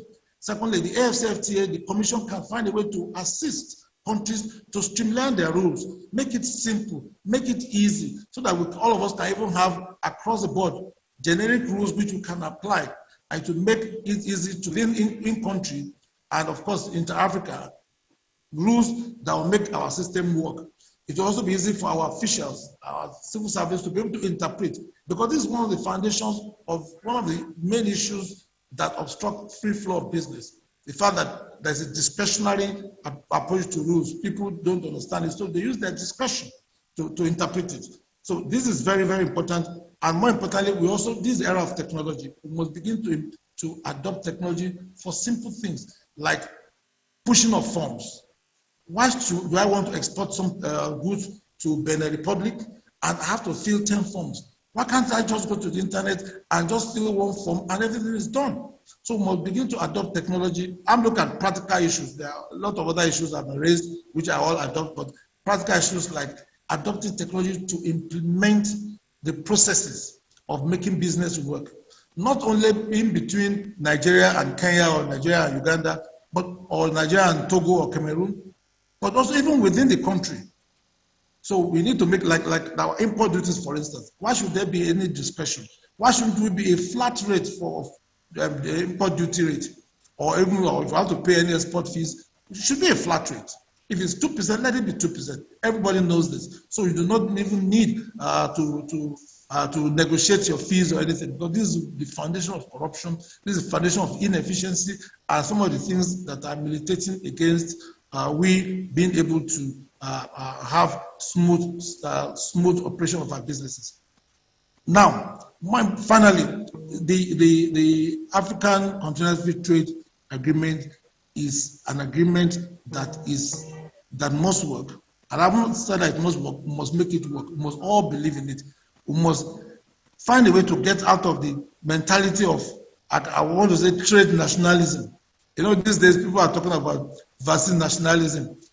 We are also having trade nationalism whereby some countries want to protect themselves. We're all guilty of this. We must open our doors. Historically, we have all traded among ourselves, at least on a regional basis.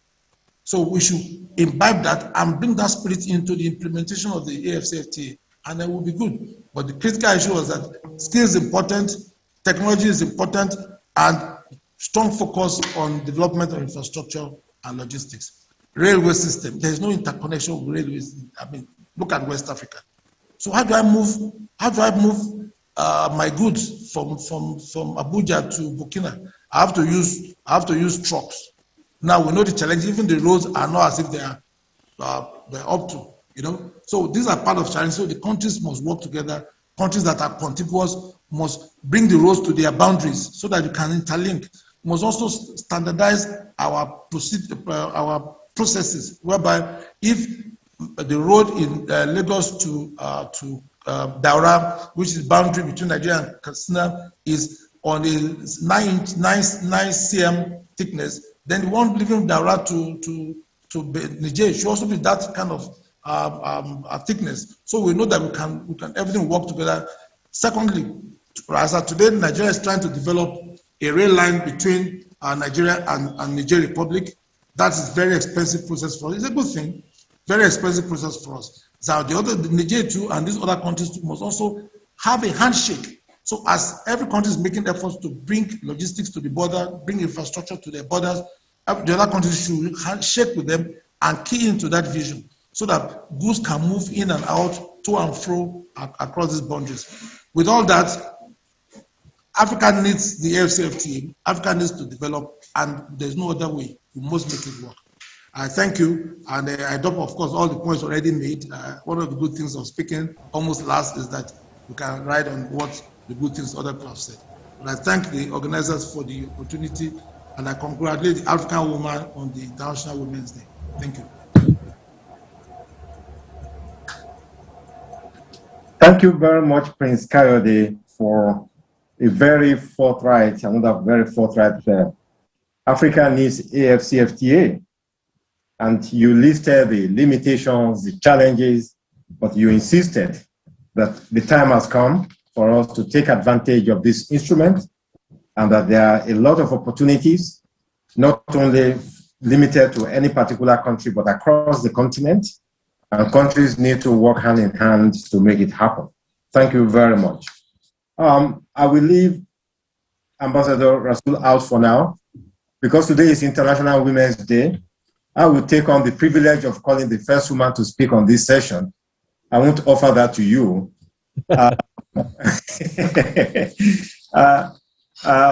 It's my great pleasure, privilege, to introduce Ms. Caroline Gathy. She is from the Organization of Women in International Trade. She's a lady with many, many, many years of experience in international business, especially with the auditing firms, the top auditing firms that you want to mention. She's been there, she's done it. And currently, she's managing a risk advisory firm in Nairobi, where she comes from. Ms. Gathy is president of the Organization of Women in International Trade. It's a large organization with about 1,400 members. So it's my pleasure. Happy International Women's Day to you. Ms. Gathy, please, you have the floor. Thank you very much for giving me this opportunity to speak on this forum. All protocols observed. Great to be here, and thank you to all the people who have organized this great event for Africa. So I'll just go straight into the topic of discussion, and just to say Happy International Women's Day to all the women of Africa. Happy to represent the women of Africa and being the first woman to speak. One of the challenges we get as women is that we are normally forgotten, even in our day, that nearly the last speaker on this panel, but nevertheless, I will introduce the topic of women and the issues that women face in international trade. Just to say that the women population is about 51%, and we cannot ignore of our population. So I'll speak a bit about OIT, and then I will speak about my thoughts on the Africa Continental Free Trade Area Agreement. So OIT is an organization of women in international trade. We say we are a business membership organization for women in trade, and the organization was established in 1989 in the United States of America, and is a global association of business women. So OIT operates in America, Europe, Asia, and Africa. And there are currently about 36 chapters around the world. In Africa, we are currently 3 chapters. We are OIT Kenya, OIT Nigeria, and OIT Zimbabwe. We have other African chapters joining before the end of this quarter. They include African countries of Eswatini, South Africa, Ghana, and Egypt. So by the end of this quarter, we'll have 7 African countries join, and we're hoping that by the end of the year, we'll have much more African countries join into OIT Africa. So OIT Africa is a coalition of the African countries, and we basically form the coalition to give us a voice and to be able to lobby for women in trade, terms of specific areas that we have challenges in trading. And I'll just basically maybe go through those that we face. These are not unique to Kenya. There are issues that women face, and we did a survey throughout Africa, and some of these challenges that women face need to be addressed as we get into the Africa Continental Free Trade Area. We say that every challenge that is faced by a man, a woman faces it higher by about 2 times. So if you are saying there is a challenge that a man faces, then a woman faces twice as much as that challenge. So what are some of these challenges that women face? And especially access to finance, And access to finance, some of the challenges that women face is understanding some of the trade finance tools that are used by financial institutions. Letters of credit, all the tools that are used in international trade, failure to understand these tools. Some of them are not presented in a very good format, and that's one of the biggest challenges. Under finance, again, high collateral demands. As you're aware, in Africa, women do not own anything. Everything is owned by the man. And so when a woman is trading and would want to get financing from a financial institution, that woman needs to go and look for something to trade.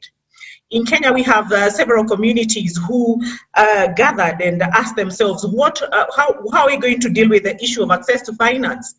And these communities decided that the only thing a man is not interested in is beads.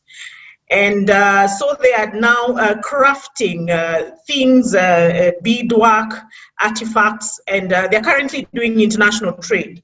And so, as you're aware, so that if they were going to trade using the traditional collateral like land, in Kenya, only 2% registered land is owned by women, only 2%. So you can imagine the challenges that women face in trade. And now we are talking about exports and Africa Continental Free Trade Area. What challenges that are presented to women?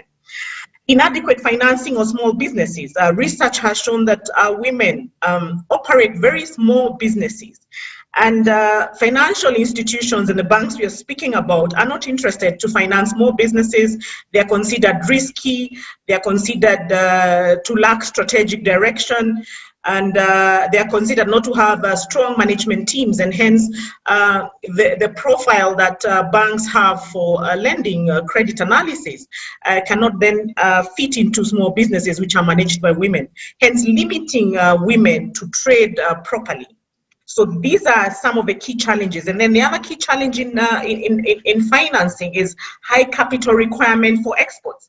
So we are speaking about the Africa Continental Free Trade Area, and we are saying we are happy and we are here and we will know we're going to do it. But half of the population, which is the women, cannot access this financing because exports is a capital-intense business. We have women in OIT engaging in international trade, and one of the biggest challenges we have is they can't be able to access financing. We get orders and we're not able to buy is because we have the capacity, but we don't have the finances to be able to manage this export. So we need to think about how do we think about financing of trade, and especially for women. As I said, every challenge a man faces, then a woman faces times to that challenge. So this is a big challenge for women in terms of high capital requirements for exports. On the other issue I'd like to speak about is the issue of taxes. As you're aware, we have different tax regimes, and I'm hoping that the African Continental Free Trade Area will think about how we can be able to deal with these tax issues. Some of the challenges that we've seen is, and our members point out very well, our women members point out very well, are understanding the different tax regimes in different countries and complex tax requirements, which sometimes are difficult to comprehend for women. I always say that, you know, the woman's time is divided. A woman is a nurturer. So if they are running a business, they need to divide themselves between running a business and running a home. In our African traditional culture, we still have to do the work of nurturing, taking care of our children, taking care of our husbands, taking care of our sick relatives. This role is still continue doing as women as we continue trading. So one of the challenges of complex tax requirements is that women may not have enough time to go and read them and understand them. And also another challenge in taxes is high tax export business attract. So if I'm exporting to Nigeria, which is my fellow OIC country, I have to really understand what are the exports, do we have, what am I supposed to incorporate in my costing of my goods? And that's a big challenge as we manage OIC businesses. So that's another challenge. So I'll move to the next challenge of access to information. For us, this is a barrier of trade for women. Simply because, as I said, the woman time is divided into nurturing as well as building a business. As you're aware, there is information. There is trade information available. We have ITC, which has trade maps. It has export potential information. We have also information in our respective Ministry of Trade departments and other areas. But this information is scattered all over, and it's not in a central place where it can be used. So lack of well-packaged information is a barrier to trade, because if I'm trading as a woman, I need to think about how many ministries will I visit? How many licenses do I need? How many places do I need to go visit to be able to trade? So this is another big challenge, and information being in different places, we need to think about how do we try to centralize this information and make it accessible to women traders. And then information is too complex. Trade policies are written by lawyers, but they're not for use for lawyers. They're used for traders, typical business people. And this is a barrier of trade again. No time to go and think about those legal jargon. How do we make this information simplified for women traders? We said that the cross-border traders, especially who we call the informal traders, are majority women, but they really need to understand these complex trade policies using legal jargon. How do we make it this information accessible to women for them to be able to trade?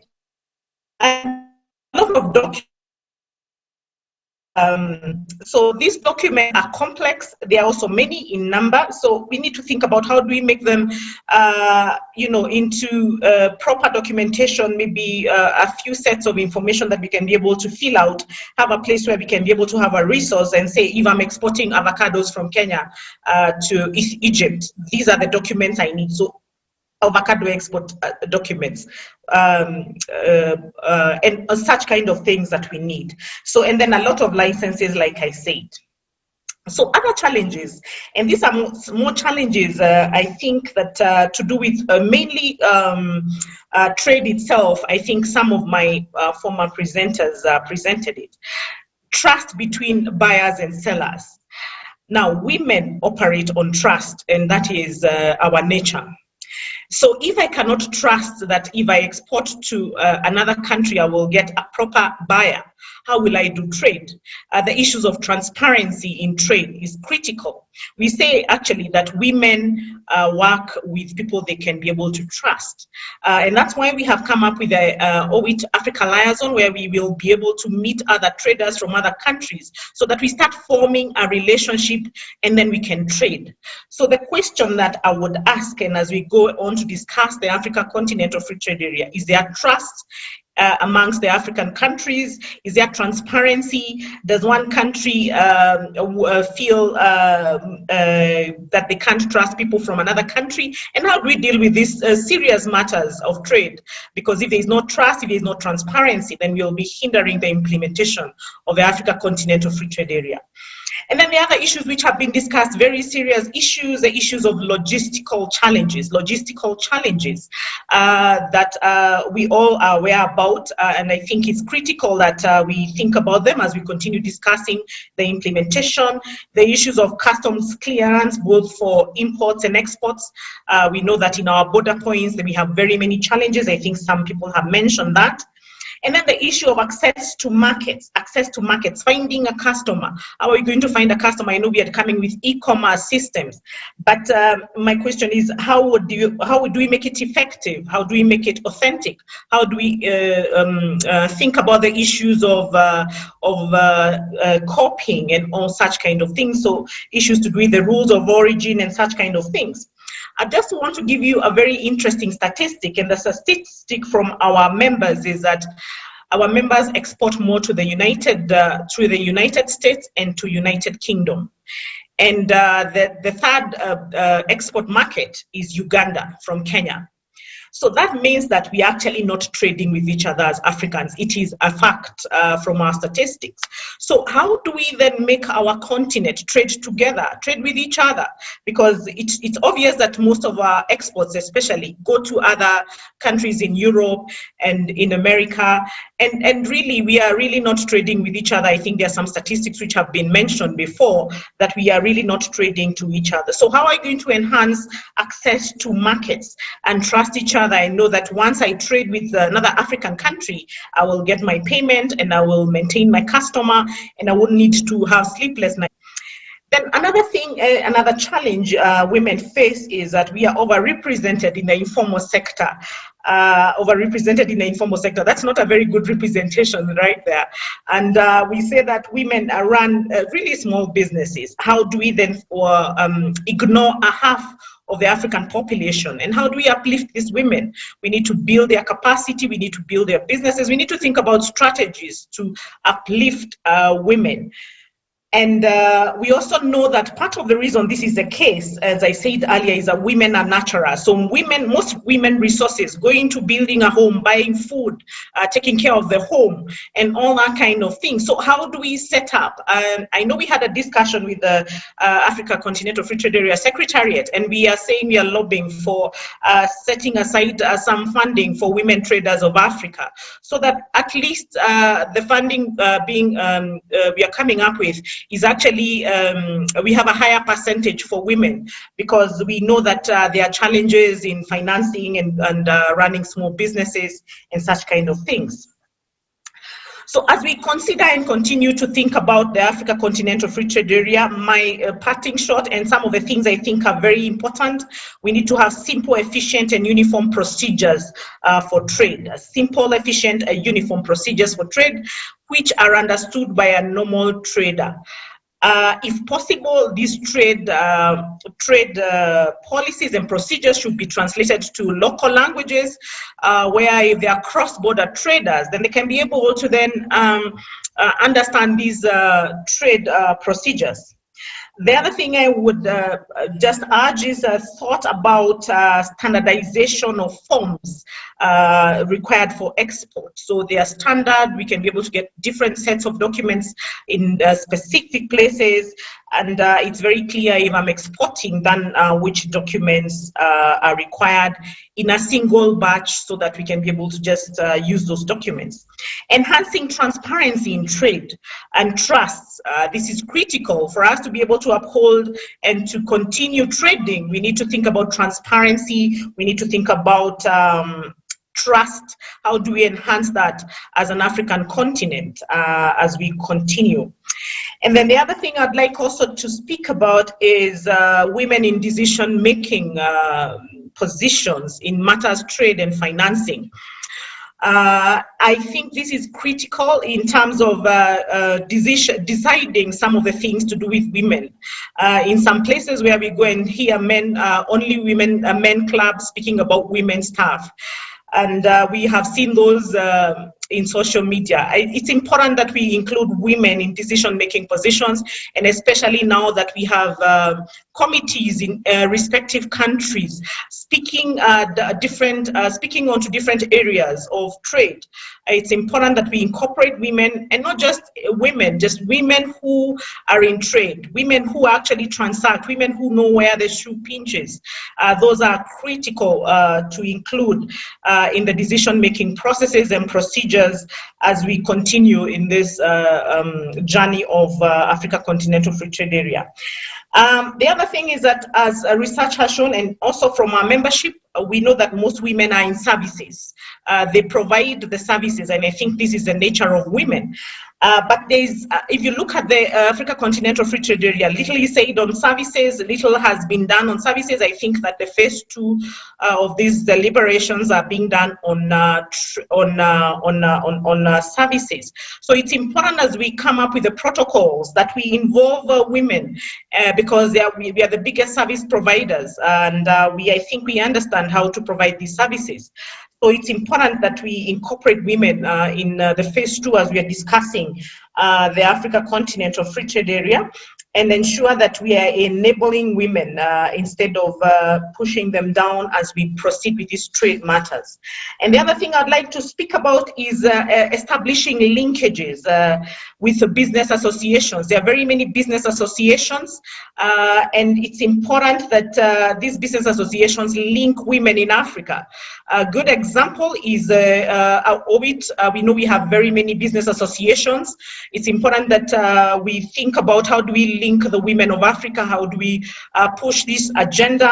And not just business association, ensuring that now after we sit on these business associations, then we are involved in the policy dialogue, which is where the rubber hits the road. So within these business associations, then the representatives should be included in the national policy trade committees that are speaking about trade, that they're involved in the Secretariat in matters of making decisions on how to engage women going forward. This is critical because we women of Africa know where the rubber is the most. I think another thing that I'll just maybe end up with, I think it has been said before, but it's important for us to say, is adequate infrastructure to support goods and services. So just like I said earlier, I think the challenges in trade that affect women, that affect traders, affect women more, and they affect women to the double degree. So it is important that as we think about these trade agreements that we have as a continent of Africa, we incorporate women and we ensure that they're involved in the policy dialogues, and we are very many capable women of Africa and can contribute equally to the discussion of trade, and we are ready and capable of taking the women agenda and empowering women economically. And we salute all women of Africa and ensure that we get more money in our pockets. So thank you so much for this opportunity. Over back to you. Thank you so much, and all the best. Thank you so much. Ms. Caroline Cathy, thank you. I appreciate your bringing in the perspectives that we hardly remember, not just the usual logistics and issues around corruption and difficulties of doing business, but even bringing in the issues around our values. How do we trust each other? What does one country think about the others? Why do nationals of certain countries think that the others are not people they want to be friendly with or trade with? Where did these biases come from? And how are we taking care of those biases, those prejudices, in fostering ease of doing business?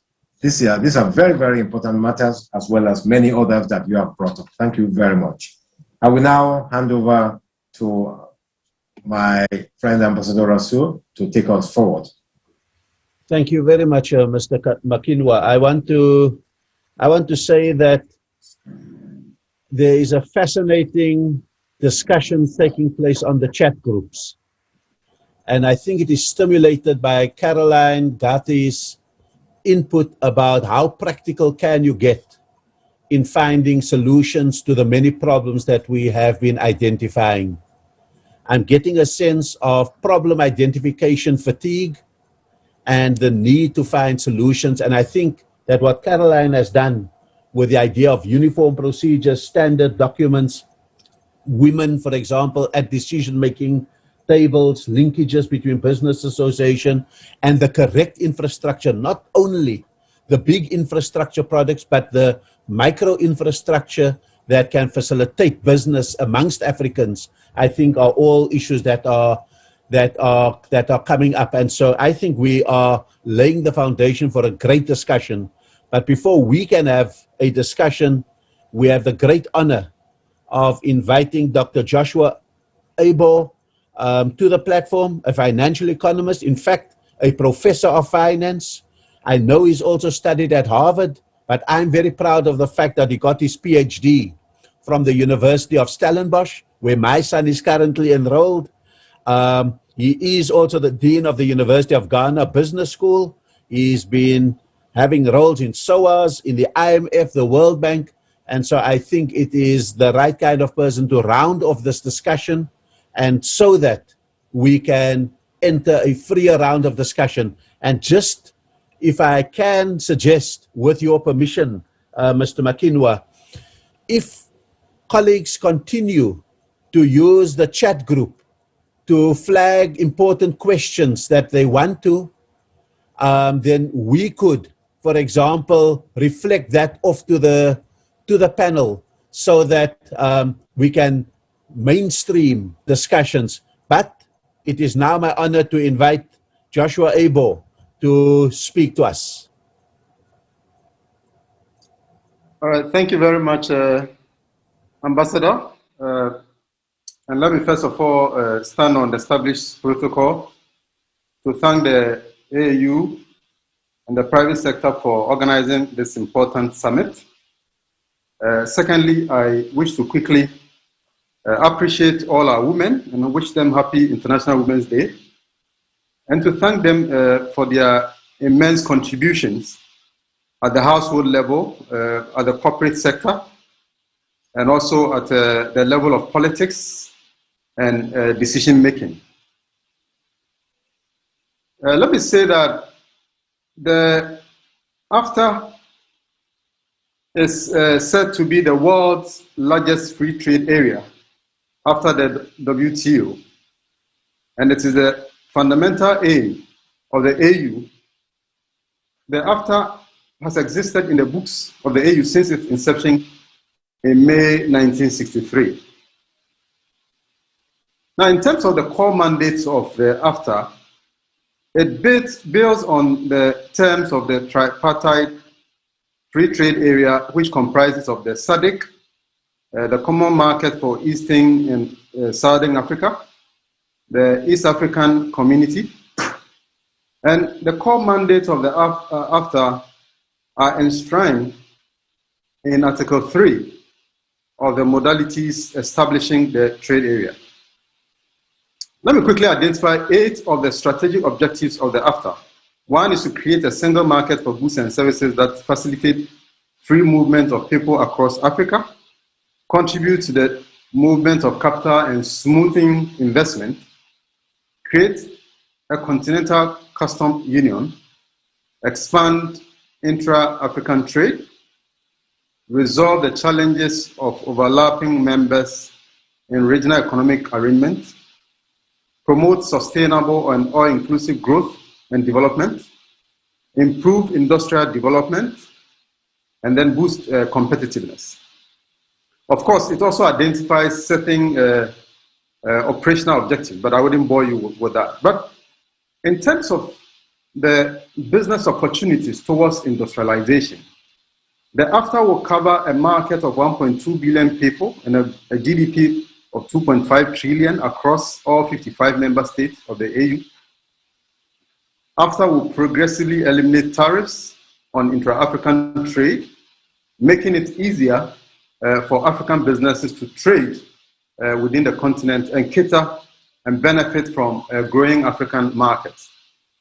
And also consolidating the continent into one trade area provides great opportunities for trading businesses and customers across Africa and the chance to support sustainable development.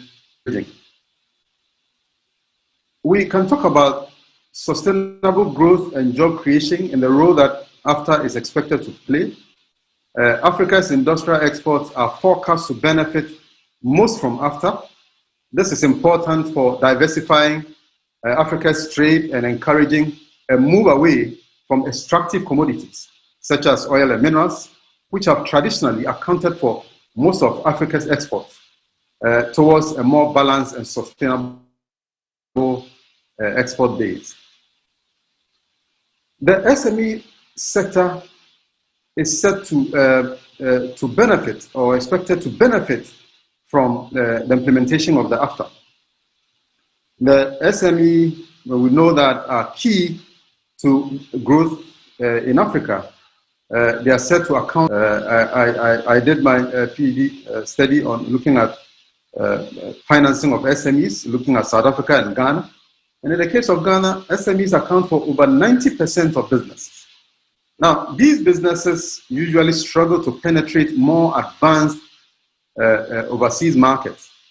But with the AfCFTA, they are well positioned to tap into regional export destinations and can use regional markets as stepping stones for expanding into overseas markets at a later point. Now, in fact, in the short peg, that the main benefits of the AfCFTA would be SMEs. However, in the medium to long term, the benefits will extend to all African citizens, who achieved a welfare gain estimated as $16.1 billion, especially favoring women, who currently manage 70% of informal cross-border trade, as well as young people who could benefit from new job opportunities. A number of opportunities and potential benefits of the AfTA have been identified, including new markets, improving economic growth, increased FDI inflows, enhanced efficiency. And we could take these and discuss them in detail. Now, when you take new markets, we expect that AfTA will afford African-owned businesses the opportunity to enter new markets. This will certainly increase their customer base and result in innovation in their new product and service offerings. Now, in terms of economic growth, a successful implementation of the AfTA will enable SMEs to increase their productive capacity with increased desire to target export markets within the region. Now, increased productivity will obviously increase or contribute to GDP growth for the country. Now, with respect to FDI, considering the challenge of limited access to finance in the domestic economies of the African region, FDI plays an important role of complementing domestic resources to drive productivity. And therefore, removal of restrictions will encourage foreign investment into the continent. Now, increased FDI flows will be channeled through the banking sector, and that will improve credit extension to the private sector and subsequently spur growth. And some of the studies we have done looking at the role of FDI, we've found that FDI tends to stimulate economic growth, especially in markets where their financial system is quite robust. So if you have an efficient banking system, then FDI can complement the financial system or the banking system to effectively or efficiently provide credit to the private sector in order to drive growth. Another benefit is reduction in input costs. And we believe that the AfTA will reduce the process of importing raw materials from the region. And implementation of the AfTA will motivate SMEs to establish assembly plants across the region, allowing them to access cheaper means of production and therefore improve their profitability. And again, increase efficiency in sales. Now, AfTA should be able to provide the environment that encourages multinational companies or corporations to partner domestic firms. And we know that multinational companies come with improved technology, more efficient systems, improved governance structure, better management practices, and the potential spillover benefits from these multinational corporations to the domestic firms are apparent. We can also talk about intra-African trade. And we believe that the implementation of AfTA will boost intra-African trade by immediately removing all tariffs on 90% of goods, and this is estimated by UNECA to increase intra-African trade from the current 18% to 52.3% by 2022. The AfTA will result in increased trade in higher value manufacturing goods, and this should help African countries to diversify their export and build more resilience to price fluctuations. Increased trade among African countries should increase export earnings and help stabilize local currencies. And we know the problem that African countries have in terms of managing their local currencies, managing exchange rate fluctuations and so on and so forth. So improved export earnings should help us manage our exchange rate better. The intra-African economic and commercial growth, which will result from AfTA, will result in intra-African economic and commercial growth, which will mainly affect the industrial and manufacturing sectors, therefore demonstrating AfTA's potential role in guiding the structural transformation of African countries. Such internal processes are likely to contribute to strengthening Africa's position in global trade. I've mentioned briefly the benefit that AfTA provides to African women, and we believe that by reducing tariffs, AfTA makes it more affordable for informal traders. We know that many African women trade within this sector. They'll be able to operate through which offer more protection, and this can further be enhanced, of course, by simplified trading regimes for small traders, such as the simplified trade for Eastern and Southern Africa, and therefore provide a simplified clearing procedure along reduced import duties that provide particular help to small-scale sectors. We can talk about contributions of AfTA to the achievement of Agenda 2030 of the Sustainable Development Goals.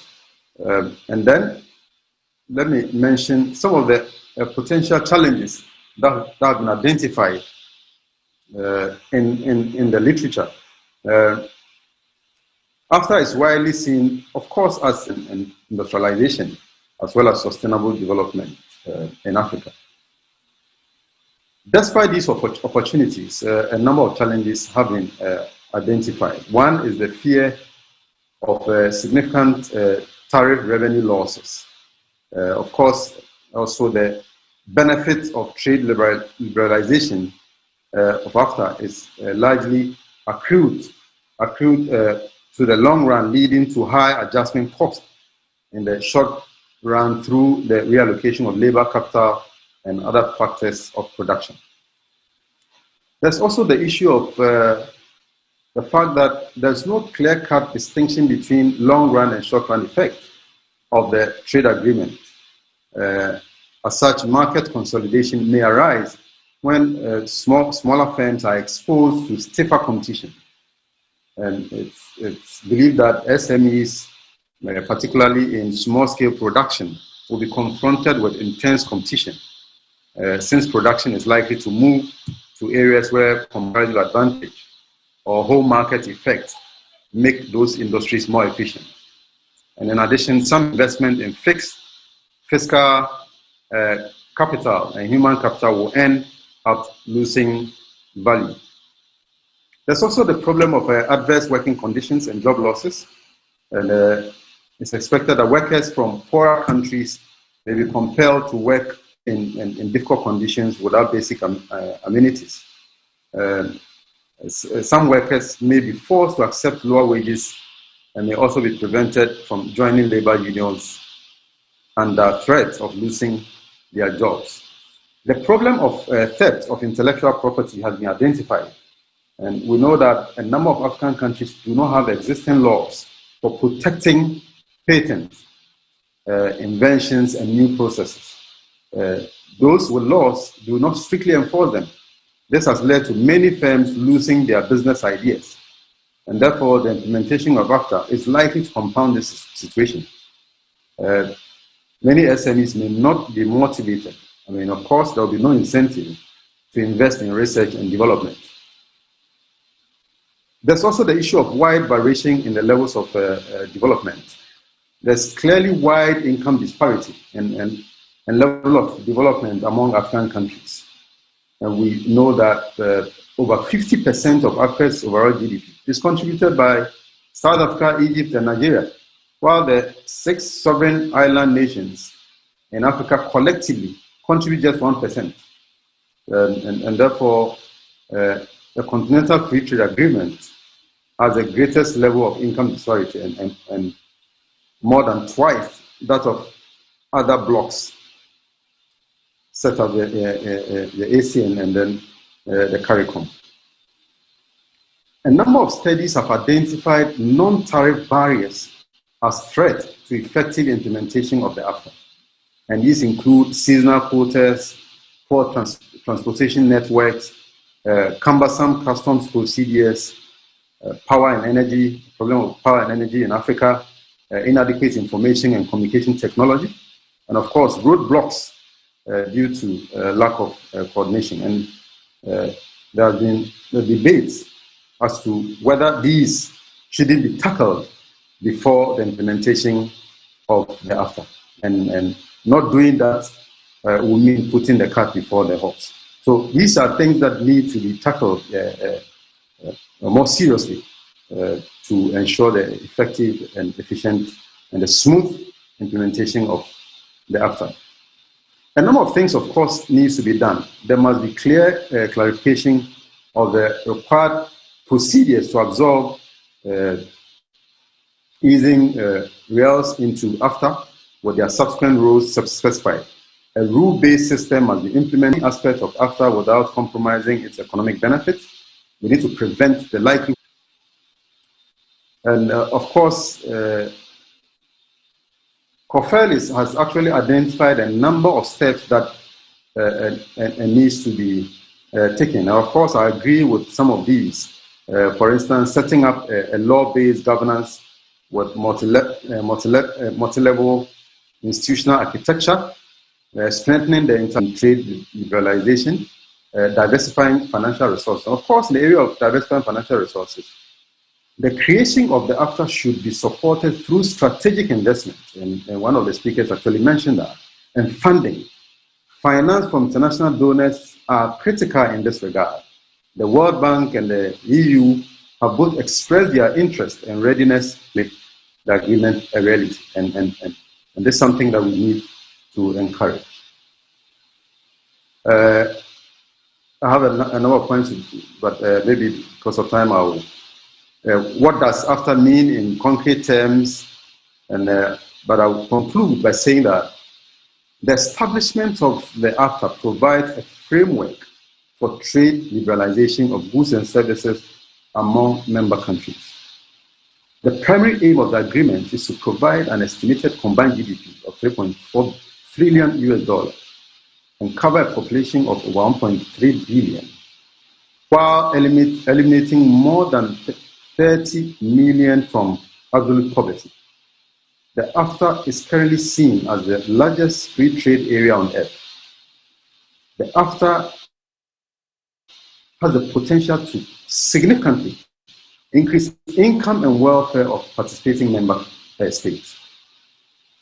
It is very important, extremely crucial, to indicate that if the full benefit of the AfTA is to be realized, we must begin with the removal of all non-trade barriers within each bloc, within the sub-region. Once we're able to do this, ladies and gentlemen, Africa will be able to harness the full potential benefits that the AfTA offers. Thank you very much. Thank you very much, Dr. Joshua. I want to say that the key takeaway that you remind us is that the implementation of the African Continental Free Trade Agreement doesn't occur within a vacuum. We are part of a bigger world that has demands on us, expectations of us, and will put pressure on us. And you mentioned a few of those issues, like the Intellectual Property Act and funding and investment and all of those things. But I also am encouraged by the way in which you think that the way in which the African Continental Free Trade Agreement will be rolled out and has been conceptualized would be able to manage those kind of challenges. Dr. Makinwa, I am told that a speaker we had introduced earlier who joined us, I'm speaking about Dr. Spio Gorbra. I think we need to accommodate him, but in a way that we are still able, before the half hour is up, to deal with some of the questions which are piercing. I put myself in your hands. Thank you very much. I think we will put the onus of managing our time on the speaker who was absent but who is now here. Can we set a time frame for how that we are finished with the speaking arrangement and we can just have a little bit of discussion? By my own judgment, we have already gone beyond time, but you think we have, yeah. So we have a really big time crunch. So can you speak for the next 7 to 8 minutes? And then we move on from there to begin to round up. If it will just accommodate us, if it doesn't mind. Thank you very much.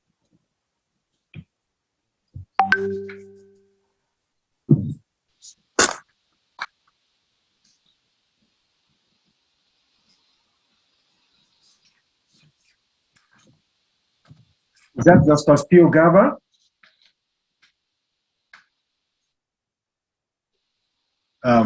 Ambassador Rasul, is that Dr. Spio Garba who is going to speak now? Yes. We are introducing. I've been told that he has joined us. I don't know if that was misinformation. Okay, if he has joined us, can he just proceed? Dr. Spio Garba, the floor is yours, please.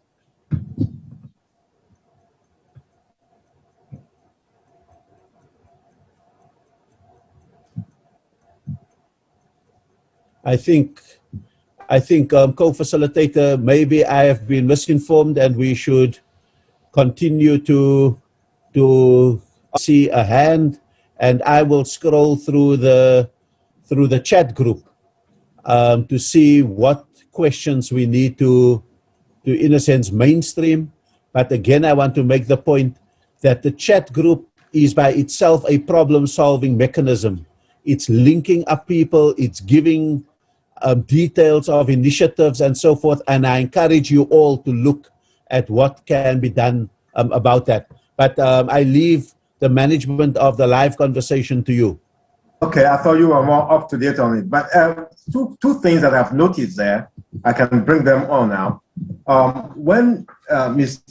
Caroline Gaffney spoke, there was, like Ambassador Rasul said, question and answer. Somebody said, why should women always ask for some kind of accommodation to take the easy road? You want documents to be made easy for women to understand. Some concessions should be made so that women can be accommodated in policy advocacy. Women should be included in discussions. Somebody said there, why don't women fight for wanting to understand? Women have the brains, they can understand things. So even if they are legal and complicated, they can. So why do you ask for concession for them? This is, I read there. Maybe that can be discussed a little bit further. Are we really asking for concessions? Maybe Ms. Caroline Gatti can speak to that briefly. Anybody who speaks now should not speak for more than a minute. So we can go. Right. That's one point. Okay. Another point that came up, somebody said, a lot of the issues that have been raised here were raised even in similar forums where I participated today, that person said. And he said, we are no longer looking at problems and challenges. People should be talking about solutions. And maybe that could be taken up by Mr. Chambru, who had spoken earlier about those kind of things and had suggested solutions. Maybe you could speak much more to that and any other person. I will stop there. All right, so I can go fast. You want to come first, but please 1 minute for you and then 1 minute to Chambru. Yes. So the question is why women are asking for concessions and why we are not standing up. First of all, I'll just like to say that I have stood up. And we have very many women who have stood up, including Dr. Ngozi and such kind of women in trade. So we are standing up. Why are we asking for concessions? And not just me, and I mean, there are very many African women doing business and ensuring that every day we report to our businesses and do work. As you can see, I'm in my business. It's now 8:11 in Nairobi, and I will still continue after this meeting. So we are standing up for our businesses and ourselves, and there are very many women doing the same thing. So the question is, why are we asking for concessions? As you're aware, women have been have had challenges from the past. I'll just say, number one, women do not own property in Africa. That is a fact. Women or property in Africa is owned by men. And what do banks ask for? What do service providers ask for when they are for property? They ask for vehicles. They ask for land as part of collateral. And women don't have these things. We are thinking of innovative ways of financing women businesses because women do not own anything. They don't own property. The amount of property women own in Kenya, as I said, is 2% of land registered in Kenya belongs to women, only 2%. So what does that mean? Any financial institution will look at a woman business when they're coming to ask for collateral, as they don't have collateral to be able to finance them. Women, again, that's part of property. Number two, women divide their jobs in the office and at home. Traditional African woman has to go home, ensure the children are fed, ensure the husband is fed, ensure the in-laws are happy. A man doesn't have to think about these things. When you're doing trade travels, you need to first of all think about how do you leave your family. Today, if I got a job and I get a lot of jobs in Rwanda, Tanzania, Uganda, Ghana, and everywhere else, I need to first of all figure out how my family is going to be. But if my husband gets the same job, he will take the next plane out of Nairobi to the next country. So we have responsibilities that challenge us in doing business. And that's why we are asking. We are not asking, we are actually demanding for these rights for women. They are rights for women, and rights for women are human rights because of discrimination from historical challenges. So women rights are human rights, and the reason is because we have challenges which are historical in nature, but we are presenting ourselves under these circumstances, and we will continue trading and doing business for Africa. And we have presented ourselves as the Organization of Women in International Trade, doing trade across the world. So we continue, but then we will have to deal with the historical challenges that are presented to a woman of Africa. Thank you. Thank you very much, Ms. Gatti.